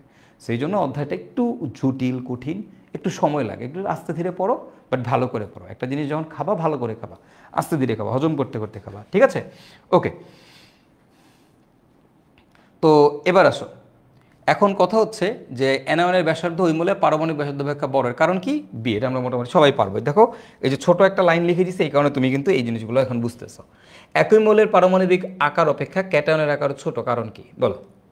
একই মৌলের পারমাণবিক আকার অপেক্ষা ক্যাটায়নিক আকার ছোট কেন বলো? বলো, তোমরাই বলো।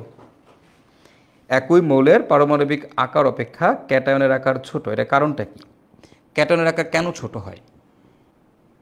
কার্যকর নিউক্লিয়ার চার্জের আকর্ষণ মাত্রা বৃদ্ধি, ইলেকট্রন সমূহের পারস্পর বিকর্ষণ মাত্রা বৃদ্ধি, কেন্দ্রের আকর্ষণ কম, বহিঃস্তরের ইলেকট্রনের প্রতি বিকর্ষণ, কোনটার কারণে আকার ছোট হয়? একই মৌলের পারমাণবিক আকার অপেক্ষা ক্যাটায়নের আকার ছোট হয়। কিসের কারণে ক্যাটায়নিক আকার ছোট হয়? কিসের কারণে ছোট হয় বলো?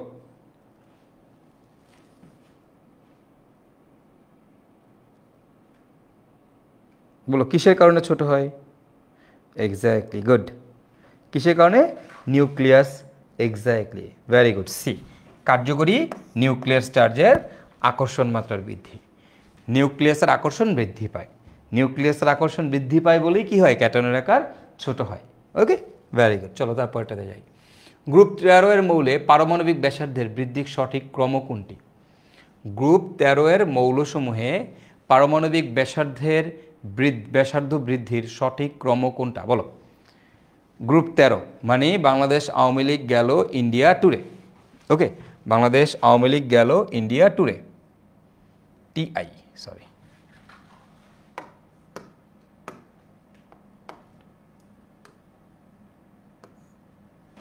বাংলাদেশ আওয়ামী লীগ গেল ইন্ডিয়া ট্যুরে, বলো কোনটা? এখান থেকে তোমরা এখন উত্তর দাও, হুইচ ওয়ান? কোনটা বড়? অ্যালুমিনিয়ামের থেকে গ্যালিয়াম বড়? হ্যাঁ, এরকম সবাই সঠিক উত্তর দিয়েছে বি। অস্থির, লাভ ইউ গাইস। গ্যালিয়ামের থেকে অ্যালুমিনিয়ামের আকার বড়, গ্যালিয়ামের থেকে অ্যালুমিনিয়ামের আকার বড়। Good, very good, B. Thank you. নিচের কোনটি আয়নিক ব্যাসার্ধের সঠিক ক্রম নির্দেশ করে বলো? নিচের কোনটা আয়নিক ব্যাসার্ধের সঠিক ক্রম নির্দেশ করে? নিচের কোনটি আয়নিক ব্যাসার্ধের সঠিক ক্রম নির্দেশ করে? ওকে, এখন তোমরা একটু চিন্তা করো। আমি বলছিলাম এরকম যখন ক্রম দিবে অলওয়েজ প্রথম দুইটা নিয়ে কাজ করবা। বলো তো N3F2 এটা কি সঠিক? Yes, this one is correct. প্রথমটা, খালি প্রথমটা নিয়ে কাজ করবা, সবগুলো নিয়ে দরকার নেই, প্রথমটা নিয়ে কাজ করবা। এটা কি কারেক্ট? N3-F-, হ্যাঁ, নেগেটিভ চার্জ যত বেশি আকার তত বড়, হ্যাঁ এটা কারেক্ট। F-N3-, এটা কি কারেক্ট? না, এটা কিন্তু রং, এটা কিন্তু রং। তারপর বলো B2+N3-, এটা কি কারেক্ট? এটা কি কারেক্ট? B2+N3, এটা কি কারেক্ট? নো, এটা কিন্তু রং। কারণ নেগেটিভ চার্জের সমানুপাতিক, নেগেটিভ চার্জ যত বেশি হবে আকার তত বড় হবে। আচ্ছা, এবার বলছে N3-B2+, এটা কি কারেক্ট? N3-B2+, এটা কি কারেক্ট? হ্যাঁ, এটা কারেক্ট, এটা কারেক্ট, এটা কারেক্ট। আচ্ছা, এবার দেখো তো, এবার যেহেতু এটা কারেক্ট হয়ে গেছে, B2+ থেকে কি F- বেশি? F-, নেগেটিভ চার্জ, নেগেটিভ চার্জের ক্যাটা তোমরা পড়ে আসছো, মাত্র পড়ে আসছো, মাত্র পড়ে আসছি। এটা কি কারেক্ট? না, এটা রং। তাহলে এটা কিন্তু হচ্ছে না, এটা কিন্তু হচ্ছে না। এইখানে F-B2+ এর থেকে বেশি। Yes, this one is also correct, this one is also correct. So this is the thing, so this one will be hour right answer. তাহলে অ্যান্সারটা কে বলো তো? এ। অ্যান্সারটা হচ্ছে এ, অ্যান্সার হবে এ। ওকে, ফাইন। তো আশা করি সবাই বুঝতে পারছি। হ্যাঁ, কিভাবে এই যখন আমাদের এরকম সিকোয়েন্সিয়ালি দিবে কোনটা আঁকা বড় কোনটা ছোট, সবসময় প্রথমটা নিয়ে কাজ করবা, প্রথম পেয়ারটা মিলাবা। প্রথম পেয়ারটা মিলালে বাকি অপশনগুলো অটোমেটিক বাদ হয়ে যাবে। যেই দুটো অপশনের মধ্যে মিলে যাবে সেই দুটো অপশনে তারপরে বাকি দুটো চেক দিবা, তাহলে দেখবা যে হয়ে গেছে। ঠিক আছে, আর নাইলে সময় বেশি লাগে এগুলোতে। সো তাড়াতাড়ি কীভাবে করতে হয় সেটা শিখাই দিলাম। চলো এর পরেরটাতে বলছে আয়নিক ব্যাসার্ধের ক্ষেত্রে নিচের কোন ক্রমটি সঠিক?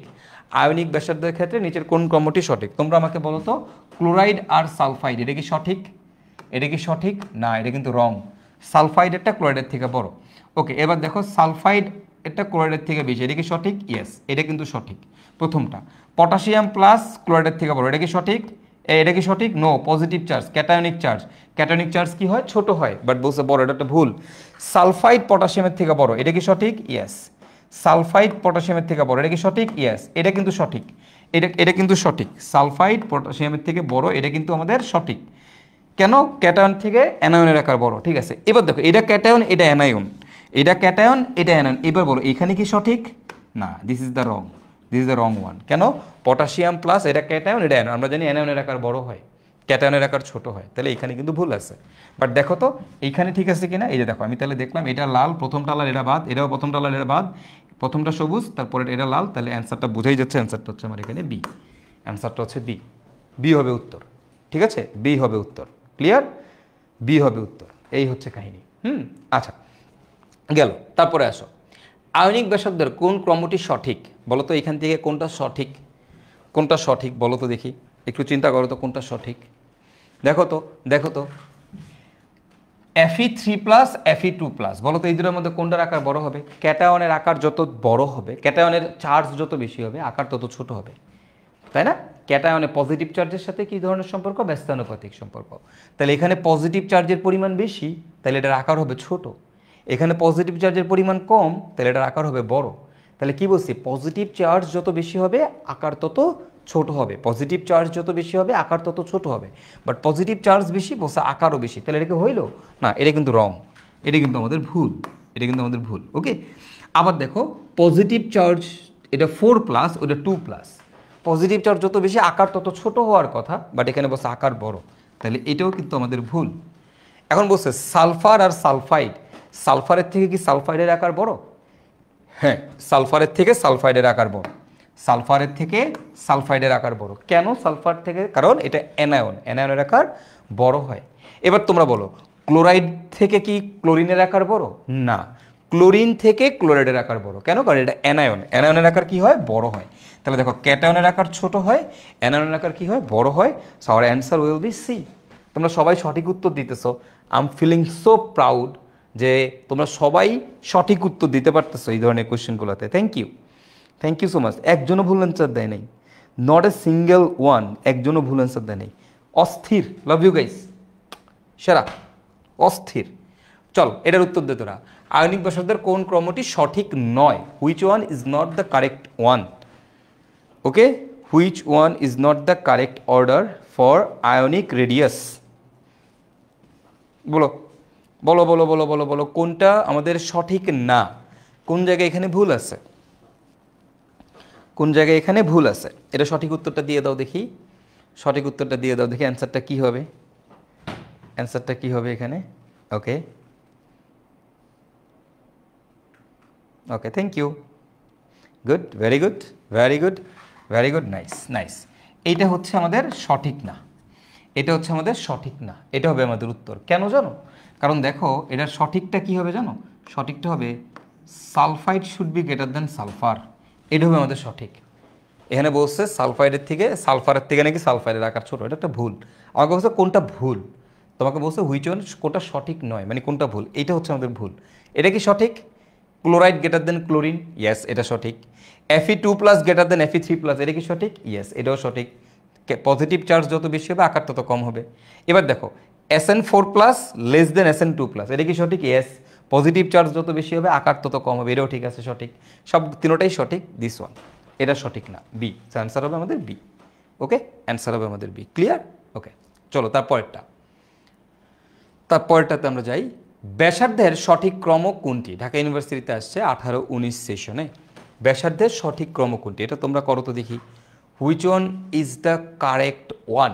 Which one is the correct one? বলো ব্যাসার্ধের সঠিক ক্রম কোনটি? ব্যাসার্ধের সঠিক ক্রম কোনটি? Okay, Yana, thank you Yana, good. Mushfiqur Rahman Sajid, very good. Riya Khatun, very good. Arshad, very good. Bithi, very good. Tanvir Islam Akash, very good, thank you. অস্থির অস্থির অস্থির অস্থির, নাইস। এই যে দেখো ইয়ানা নামে একটা মেয়ে, এই মেয়েটা কাছে সাক্ষাৎ নিজের পায়ে নিজের কুড়াল দেওয়ার সাক্ষাৎ উদাহরণ। যদি কোনো দিন তোমাদের এরকম হয় নিজের পায়ে নিজের কুড়াল দেওয়া, তাহলে তোমরা মনে রাখবে না এটার আরেকটা সিনোনিম হচ্ছে ইয়ানা। ও সঠিক উত্তর দিল ফার্স্টে, দিয়া উত্তরটা চেঞ্জ করে নিল। সঠিক উত্তর দিল এ, ও বললো ফার্স্টে, বলে এরপরে ও চেঞ্জ করে ফেললো। উত্তরটা হচ্ছে এ, ম্যাগনেসিয়াম 2+, তারপরে সোডিয়াম প্লাস, তারপরে নিউট্রাল। মানে চার্জ, পজিটিভ চার্জ যত বেশি হবে, আকার তত ছোট হবে। তাহলে এইটার আকার, এটার থেকে এটার আকার ছোট, আর এটা তো neutral. So this one will be our correct answer. Okay, thank you. Okay, চলো তাহলে তারপরটা যাই। যৌগ সময় আণবিক ব্যাসার্ধের কোনটি, কোন বিন্যাসটি সঠিক? কোন বিন্যাসটি সঠিক? ওকে, তো যেউতে ডি ইউনিটে আসছে। ওকে, আমরা যেটা করব, আমরা ফার্স্টে প্রথমটা নিয়ে কাজ করব। কোনটা নিয়ে কাজ করবো? আমাদের প্রথমটা নিয়ে কাজ করবো। ওকে, সো প্রথমটা নিয়ে যদি আমরা কাজ করি, দেখো ক্যালসিয়াম 2+ আর পটাশিয়াম প্লাসের মধ্যে কার আকার বড় হবে? অবভিয়াসলি পটাশিয়াম প্লাসের আকার বড় হবে, এটা নিয়ে কারো কোনো ডাউট নাই, এটা ঠিক আছে। ক্যাটনের আকার এখানে বেশি, সো ওইটা বড় হবে, ঠিক আছে। এবার দেখো ক্যালসিয়াম 2+ আর ম্যাগনেসিয়াম 2+, এইখানে বলছে ম্যাগনেসিয়াম 2+ এর আকার বড়, ক্যালসিয়াম 2+ এর আকার ছোট। এটা কি ঠিক আছে? না, এটা কিন্তু ভুল। কেন এটা ভুল বলো তো? কেন এটা ভুল বলো তো? কারণ দেখো, এটা জিনিস খেয়াল করো, আমরা কি জানি? আমরা জানি একই গ্রুপে, সাপোজ লিনা কে রুবিনা ছেছে ফেলেছে, তাই না? তাই না? এখন আমরা কি জানি? আমাদের একই গ্রুপে যখন উপর থেকে নিচে নামে তখন আমাদের আকার বাড়ে নাকি কমে বলো তো? আকার বাড়ে নাকি কমে? ভাইয়া আকার বাড়ে। এটা নিয়ে একই গ্রুপ উপর থেকে নিচে গেলে আকার বাড়ে, কারণ নতুন নতুন কক্ষপথ যুক্ত হয়। এখন তোমাকে যদি বলা হয় lithium plus sodium plus potassium plus rubidium plus caesium plus francium plus, তাইলে এই ক্যাটায়নগুলোর মধ্যে কোনটার আকার বড়? এদের ক্ষেত্রে সেমই তো হবে, মানে উপর থেকে নিচে গেলে আকার বাড়বে, মানে লিথিয়াম প্লাসের সোডিয়াম প্লাসের আকার বড় হবে, সোডিয়াম প্লাসের পটাশিয়াম প্লাসের আকার বড় হবে, তাই না? যত উপর থেকে নিচে যাবে আকার বাড়তে থাকবে। হ্যাঁ, তোমাকে যদি বলে পটাশিয়াম আর পটাশিয়াম প্লাস, এই দুইটার মধ্যে কোনটার আকার বড়? পটাশিয়ামের আকার বড়, এটা ঠিক আছে। আবার তোমাকে যদি বলে সোডিয়াম আর সোডিয়াম প্লাস, কার আকার বড়? এই দুইটার মধ্যে হ্যাঁ সোডিয়ামের আকার বড়। তোমার যদি বলে লিথিয়াম আর লিথিয়াম প্লাস, কার আকার বড়? লিথিয়ামের আকার বড়, কোনো ডাউট নাই। কিন্তু যদি বলে এই ক্যাটায়নগুলোর মধ্যে কোনটার আকার বড়? ভাই পটাশিয়াম প্লাসের আকার বড়, পটাশিয়াম প্লাসের আকার বড়। ওকে, তো খুব সিম্পল। এখন তুমি বলো ক্যালসিয়াম আর ম্যাগনেসিয়াম এরা আছে একই গ্রুপের, ক্যালসিয়াম ম্যাগনেসিয়াম একই গ্রুপের, তাই না? তুমি একটু চিন্তা করো, বিরিয়ানি, মোগলাই, কাবাব সরিয়ে বাটিতে রাখো, তাই না? এখন beryllium 2+, magnesium 2+, calcium 2+, strontium 2+, barium 2+, তাহলে বলো সবাই তো 2+ আকারে আছে এই আয়নগুলা, একই গ্রুপের। তাহলে একই গ্রুপের উপর থেকে নিচে গেলে আকার কি হবে? সাইজ কি হবে? সাইজ বাড়বে, রাইট? উপর থেকে নিচে গেলে সাইজ বাড়বে। তাহলে তুমি বলো ম্যাগনেসিয়াম 2+ দিয়ে ক্যালসিয়াম 2+ এর আকার হবে বড়, বাট সে বলছে ক্যালসিয়ামের আকার নাকি ম্যাগনেসিয়াম থেকে ছোট। তাহলে এটা কিন্তু একটা ভুল কনসেপ্ট, এটা কিন্তু একটা ভুল কনসেপ্ট, তাই না? আচ্ছা, আবার দেখো, আমরা এই প্রথমটা দেখবো সোডিয়াম প্লাস আর ম্যাগনেসিয়াম 2+। তুমি জাস্ট এইখানে তাকাও, সোডিয়াম প্লাস আর ম্যাগনেসিয়াম 2+, বলো এই দুটোর মধ্যে কোনটার আকার বড়? তোমরা বলো সোডিয়াম প্লাস আর ম্যাগনেসিয়াম 2+ এর মধ্যে কোনটার আকার বড়? বা সোডিয়াম প্লাসের আকার বড়, তাই না? সোডিয়াম প্লাসের আকার বড় না? মাত্র পড়ে আসছো না তোমরা? সোডিয়াম প্লাস আর ম্যাগনেসিয়াম প্লাস, এই বলো বলো নিয়ন সোডিয়াম প্লাস, তারপর হচ্ছে ম্যাগনেসিয়াম 2+, তারপর আমি তোমাকে দিলাম অ্যালুমিনিয়াম 3+। বলো তো এগুলোতে কোনটার আকার বড়? বা পজিটিভ চার্জের পরিমাণ যত বেশি হবে আকার তত ছোট হবে। নিয়ন, সোডিয়াম, ম্যাগনেসিয়াম, তারপর এটা। তাহলে সোডিয়ামের আকার ম্যাগনেসিয়াম, তাহলে এটা কিন্তু আমাদের একটা ভুল, এখানে একটা ভুল আছে।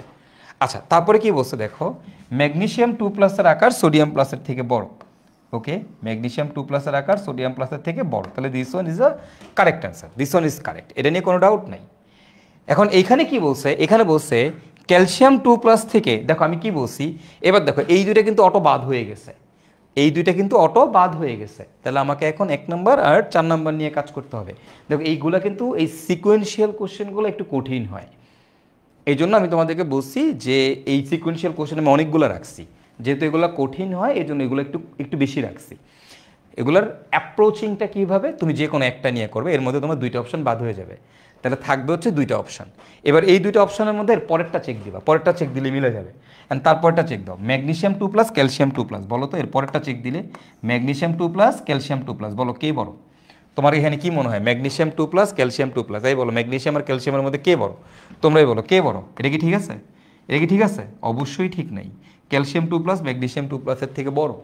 তাহলে দেখো এখন আমার অটোমেটিক্যালি অ্যান্সার চলে আসছে, আমার অ্যান্সার উইল বি এ, আমার অ্যান্সার উইল বি এ, এ হবে আমাদের উত্তর, এ হবে আমাদের উত্তর। বুঝছো? অ্যাপ্রোচ শিখো কীভাবে এইগুলার অ্যান্সার করতে হয়। যখন ভার্সিটিতে উঠবা, যখন ইউনিভার্সিটির অ্যাডমিশন টেস্ট দিবা, তখন এই ধরনের প্রশ্নই সবচেয়ে বেশি আসবে। তোমার একাডেমিকে এত কঠিন কোশ্চেন আসবে না, একাডেমিকে আরও সহজ কোশ্চেন আসবে, একদম সুদরি তুই পারবি। ওইটান তোর এখন শেখা লাগবে না, ওইটান তো হয়ে গেছে। ওকে, ঠিক আছে। সো প্যারানোর কোনো দোকান। আচ্ছা, তামিম একটা কোয়েশ্চেন করছে যে ভাই কেমিস্ট্রির জন্য ম্যাথমেটিক্যাল প্রবলেম সলভ করার জন্য কোন প্রকাশনীর বই কিনবো বললে উপকৃত হতাম। আচ্ছা তামিম শোনো, ক্যালসিয়াম সরি যেটা হচ্ছে যে তোমার যে কোনো একটা রাইটারের বই কিনো তুমি আগে। এত ম্যাথমেটিক্যাল প্রবলেম যে এখন করতে হবে বাট এরকম না, তুমি গুহ স্যারের বই, হাজারি স্যারের বই, কবির স্যারের বই আমার আই হোপ এই 3টা রাইটারের মধ্যে যে কোনো একজন রাইটারের বই তোমার কাছে আছে। সো থিওরির জন্য আমি প্রেফার করি কবির স্যার অথবা হাজারি স্যার, দুজনের একজনের বই তোমার কাছে যেটা পড়তে সহজ লাগে। হাজারি স্যারের বইয়ে অনেক ইনফরমেশান আছে, কবির স্যারের বইয়ে ইনফরমেশান কম, বাট দরকারি ইনফরমেশান সবই আছে। আর কবির স্যারের বই একটু সহজ ভাষায় লেখা। সো আমি দুইটা বই পছন্দ করি, দুইটা বই আমার কাছে পার্সোনাল ফেভারিট, কবির স্যারের বই, হাজারি স্যারের বই থিওরির জন্য। সো তুমি এই দুইটা বইয়ের যে কোনো একটা বই তোমার কাছে মাস্ট থাকতে হবে, এটা হলো প্রথম কথা।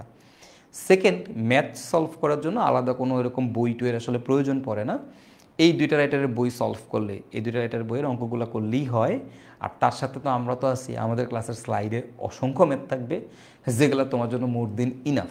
আর্কাইভ ক্লাস বলো বা এই বছরের ক্লাস বলো, 2 ক্লাসের পিডিএফ মিলাইলে তুমি দেখবা অসংখ্য ম্যাথের কালেকশন তোমার কাছে হয়ে গেছে। হ্যাঁ, তোর লাগবে না।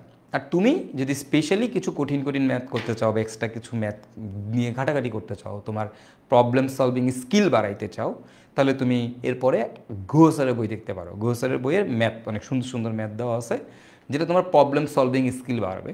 যেটা এমন নয় এটা তোমার পরীক্ষায় আসবে, বাট তোমার প্রবলেম সলভিং স্কিল বাড়াবে, যেটা ফিউচারে তোমার জন্য ভালো হবে। তুমি যখন অ্যাডমিশন বইটার জন্য প্রিপারেশন নিবা তখন তোমার জন্য ভালো হবে এই জিনিসটা, ঠিক আছে? সেই জন্য গুহ স্যারের বই নিতে পারো। আর যদি তোমার কাছে মনে হয় না ভাই আমি আরেকটু বেশি বেশি জানতে চাই, তাহলে যে কোনো কলেজ কেমিস্ট্রি নেবে, বাজারে অনেকগুলো বই আছে, তুমি ওগুলো থেকে ম্যাথ, গাণিতিক রসায়ন নামে অনেক বই আছে, যে কোনো একটা বই চাইলে তুমি ফলো করতে পারো। বাট আমার সাজেশন হচ্ছে নর্মাল বই পড়া আর একটা প্রশ্ন ব্যাংক কালেক্ট করা, ঠিক আছে? দেখবা বিভিন্ন প্রকাশনী, রয়্যালের দেখবা এরকম বুয়েটের প্রশ্ন ব্যাংক আছে, ভার্সিটি প্রশ্ন ব্যাংক আছে, বিভিন্ন বিভিন্ন প্রকাশনীর, জয়কলির আছে, হোয়াট এভার তোমার যেটা পছন্দ। হ্যাঁ, অ্যাসপেক্টসের আছে, যেটা পছন্দ, বা উদ্ভাসেরটা যদি কালেক্ট করতে পারো, উদ্ভাসের প্রশ্ন ব্যাংক। তো এগুলো যে কোনো একটা কালেক্ট করে প্রশ্ন ব্যাংক সলভ করো। মানে তুমি একই সাথে যেটা করবা, বই পড়বা, যে কোনো একটা রাইটারের বই। গুহ স্যারের যদি সময় মানে তুমি আরও প্র্যাকটিস করতে চাও, তাহলে ম্যাথের জন্য গুহ স্যারের বই এক্সট্রা করে প্র্যাকটিস করবা। যদি না করো কোনো অসুবিধা নাই। তারপরে তুমি বোর্ডের প্রশ্ন সলভ করবা, বোর্ডের এমসিকিউ সলভ করবা। এরপরেও যদি তোমার পড়ার সময় থাকে তুমি প্রশ্ন ব্যাংক সলভ করবা, ঠিক আছে? এরপরেও যদি তোমার সময় থাকে তাইলে তুমি গাণিতিক রসায়ন দেখবা, আদারওয়াইজ দরকার নাই, ঠিক আছে? আদারওয়াইজ দরকার নেই। ওকে, চলো। টপিক ভিত্তিক প্রশ্ন ব্যাংক, চ্যাপ্টার ভিত্তিক প্রশ্ন ব্যাংক পাওয়া যায়, টপিক ভিত্তিক পাওয়া যায় মনে হয়। রয়্যালেরটা মোস্ট প্রবাবলি টপিক ভিত্তিক, একটু দেখো, ঠিক আছে?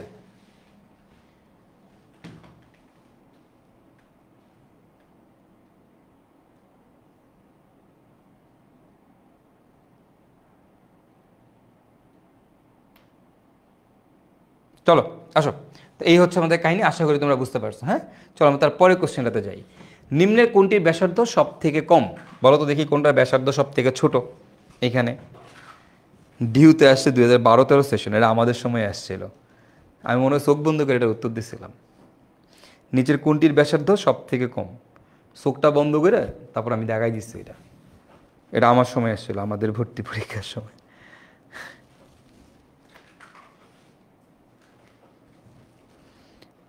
ওকে, ডি, ভেরি গুড, ডি। ওকে ওকে, ফাইন। উত্তর হচ্ছে ডি, গাধা। সবচেয়ে ছোট, সবচেয়ে কম আকার, সবচেয়ে কম কার? ম্যাগনেসিয়াম 2+। কেন? কারণ 2টা পজিটিভ চার্জ আছে, তাই না? Magnesium 2+। Okay, this is it. আশা করি আপনারা সবাই বুঝতে পারছেন। SR/TE ZR/RB পরমাণু ব্যাসার্ধের ক্রম কোনটি? এইখানে এটার ব্যাসার্ধের ক্রম কি তোমার বাইর করতে কইছি। আর তুমি এটা কেমনে করবা ভাইয়া বলো? এই জায়গায় ব্যাসার্ধের ক্রম তুমি কিভাবে করবা? বলো বলো বলো বলো।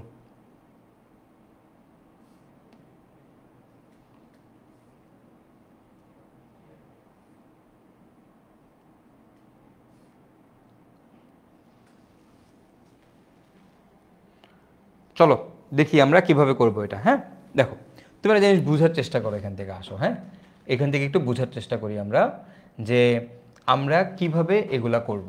তো তুমি দেখো আমার কে আছে এখানে, দেখো তো, এই যে SR মানে স্ট্রনশিয়াম, TE ZR/RB আমি এগুলো জানি না। TE ZR/RB এগুলো সম্পর্কে আমার আইডিয়া নাই, ঠিক আছে? এগুলো সম্পর্কে আমার আইডিয়া নাই। সো আমি এগুলো সম্পর্কে জানি না।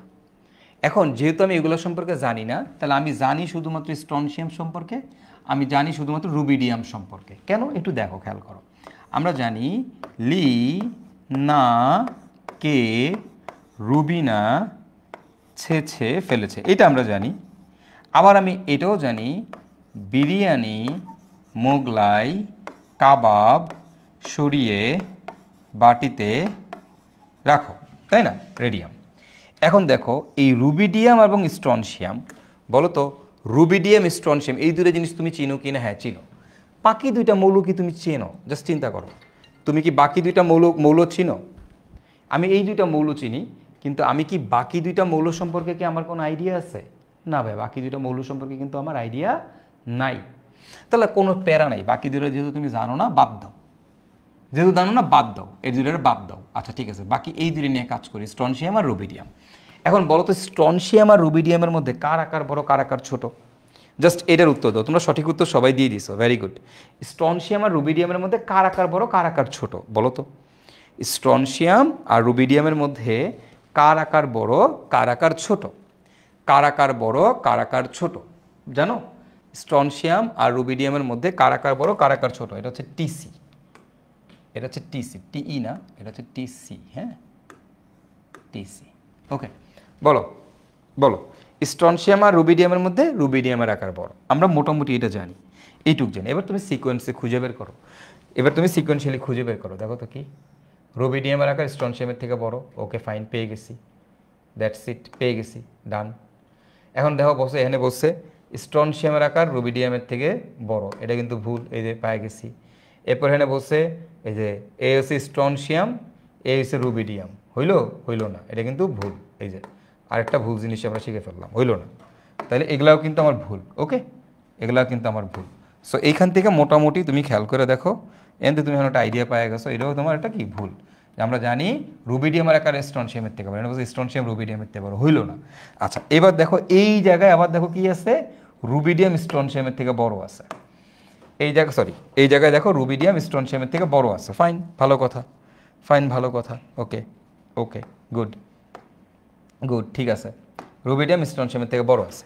অ্যান্ড বাকি যে দুইটা আছে, কারণ এই দুইটার সম্পর্কে আমার কোনো আইডিয়া নেই, এই দুইটার সম্পর্কে আমি, এই দুইটা মৌল সম্পর্কে আমি জানি না, এই দুইটা মৌল সম্পর্কে আমি জানি না। একটু বোঝার চেষ্টা করো, জাস্ট থিঙ্ক অ্যাবাউট ইট। মনে করো এই দুইটা পরমাণু সম্পর্কে তুমি জানো না, তুমি চিনো না, বাট তুমি এই দুইটাকে তো চিনো, তাহলে আমাকে এই দুইটাকে নিয়ে কাজ করতে হবে। মানে আমি এই দুইটা থেকে উত্তর বের করব।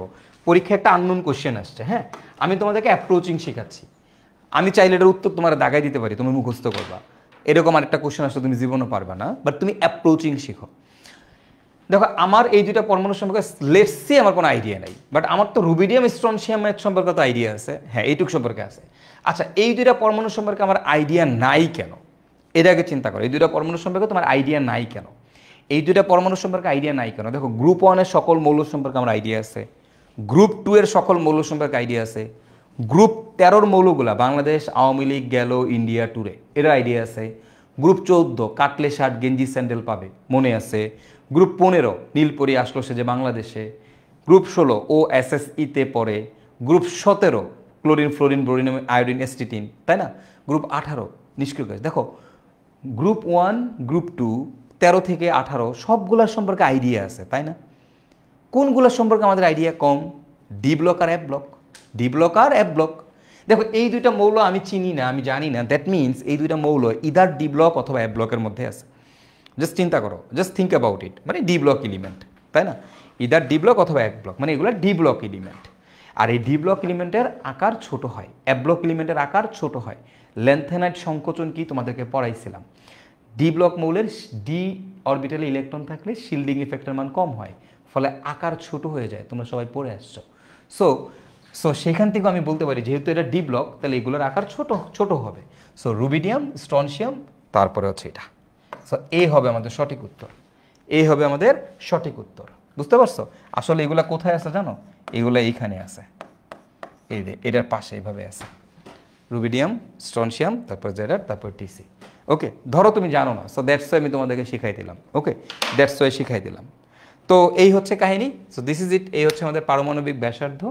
তা আমরা আজকে বেসিক্যালি পারমাণবিক ব্যাসার্ধ নিয়ে আলোচনা করলাম। পারমাণবিক ব্যাসার্ধ আমাদের ডান, আমাদের তড়িৎ ঋণাত্মকতা ডান, অর্থাৎ যতগুলো আমাদের পর্যায়বৃত্ত ধর্ম ছিল সবগুলোই ডান। এরপরে আমরা আমাদের আসলে ব্লক মৌল শুরু করব লেকচার 7-এ। এটা কিন্তু লেকচার 6.2। কেন 6.2 বলতেছি? কারণ দুইটাই ছোট ছোট টপিক ছিল, গত ক্লাসটা না কেটে গেলে একসাথে পড়াই দিতাম, ঠিক আছে? একসাথে পড়াই দিতাম তোমাদেরকে, যেহেতু গত ক্লাসটা কেটে গেছে, সো আমাদের আসলে কিছু করার নাই, ঠিক আছে? ওকে, চলো এরপরে এইদিকে এটা কিন্তু এই যে ভুল, এগুলো কিন্তু কম হবে, ছোট হবে, যেহেতু ডি ব্লক, সো এগুলো এর থেকে কম হবে। গ্রুপ 1 গ্রুপ 2-র মৌলগুলোর আকার একটু তুলনামূলক বড় হয় কম্পেয়ার টু গ্রুপ 14, 15, 16, 17 অর্থাৎ ডান দিকেরগুলোর থেকে, কারণ জানি বাম থেকে ডানে গেলে আকার কমে। ওকে, যাই হোক, হোয়াটএভার। সো এখন পর্যায়বৃত্ত ধর্ম ব্লক মৌল পড়াবো কি না?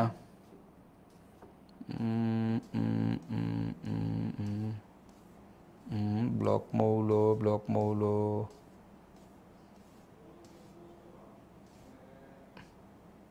না। ওকে, বলো ব্লক মৌল পড়াবো কি পড়াবো না, বলো তোমরা, কমেন্ট করো।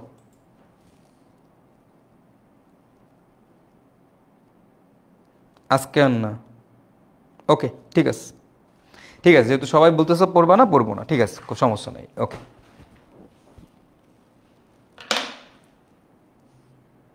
ম্যাক্সিমামের কোশ্চেন উত্তর হচ্ছে না, ছুটি দেন। ওকে, সমস্যা নেই, আজকে থাক। ওকে, থ্যাংক ইউ, কোনো প্যারা নাই, যেহেতু ম্যাক্সিমামেই পড়তে চাচ্ছ না। ওকে, আজকে বাদ দেই, সমস্যা নাই, কিন্তু নেক্সট দিন আমরা বড় ক্লাস নিব। ওকে, নেক্সট দিন আমরা একটা বড় ক্লাস দেবো ব্লক মৌলের উপরে। এই ব্লক মৌলের উপরে আমাদের একটা বড় ক্লাস হবে। এটার জন্য মেন্টালি প্রিপেয়ার থাকতে হবে, যে আগামী ক্লাসটা আমাদের একটু বড় ক্লাস হবে। নেক্সট দিনের ক্লাসটা একটু বড় ক্লাস হবে, অনেক সুন্দর সুন্দর জিনিস শিখবো। এই ব্লক মৌল থেকে তোমাদের নতুন নতুন জিনিস শেখা শুরু হবে, ঠিক আছে? এর আগে এই পর্যায়বৃত্ত ধর্ম যে জিনিসগুলো কম্পারেটিভলি ধরো একটু টুকটাক হলেও আইডিয়া ছিল, বাট এখন ব্লক মৌল থেকে তোমাদের একটু কঠিন একটু বড় মানে জটিল জটিল জিনিস শুরু হবে, ঠিক আছে? ওকে, ঠিক আছে ভাই, ওকে থাকো। তো নেক্সট দিন, ঠিক আছে, ওকে, নেক্সট দিন আমরা ব্লক মৌল নিয়ে আলোচনা করবো। ওকে, সো তোমরা যেহেতু বলতেছো আজকে পড়বা না, আজকে আমরা বাদ দিচ্ছি, হ্যাঁ?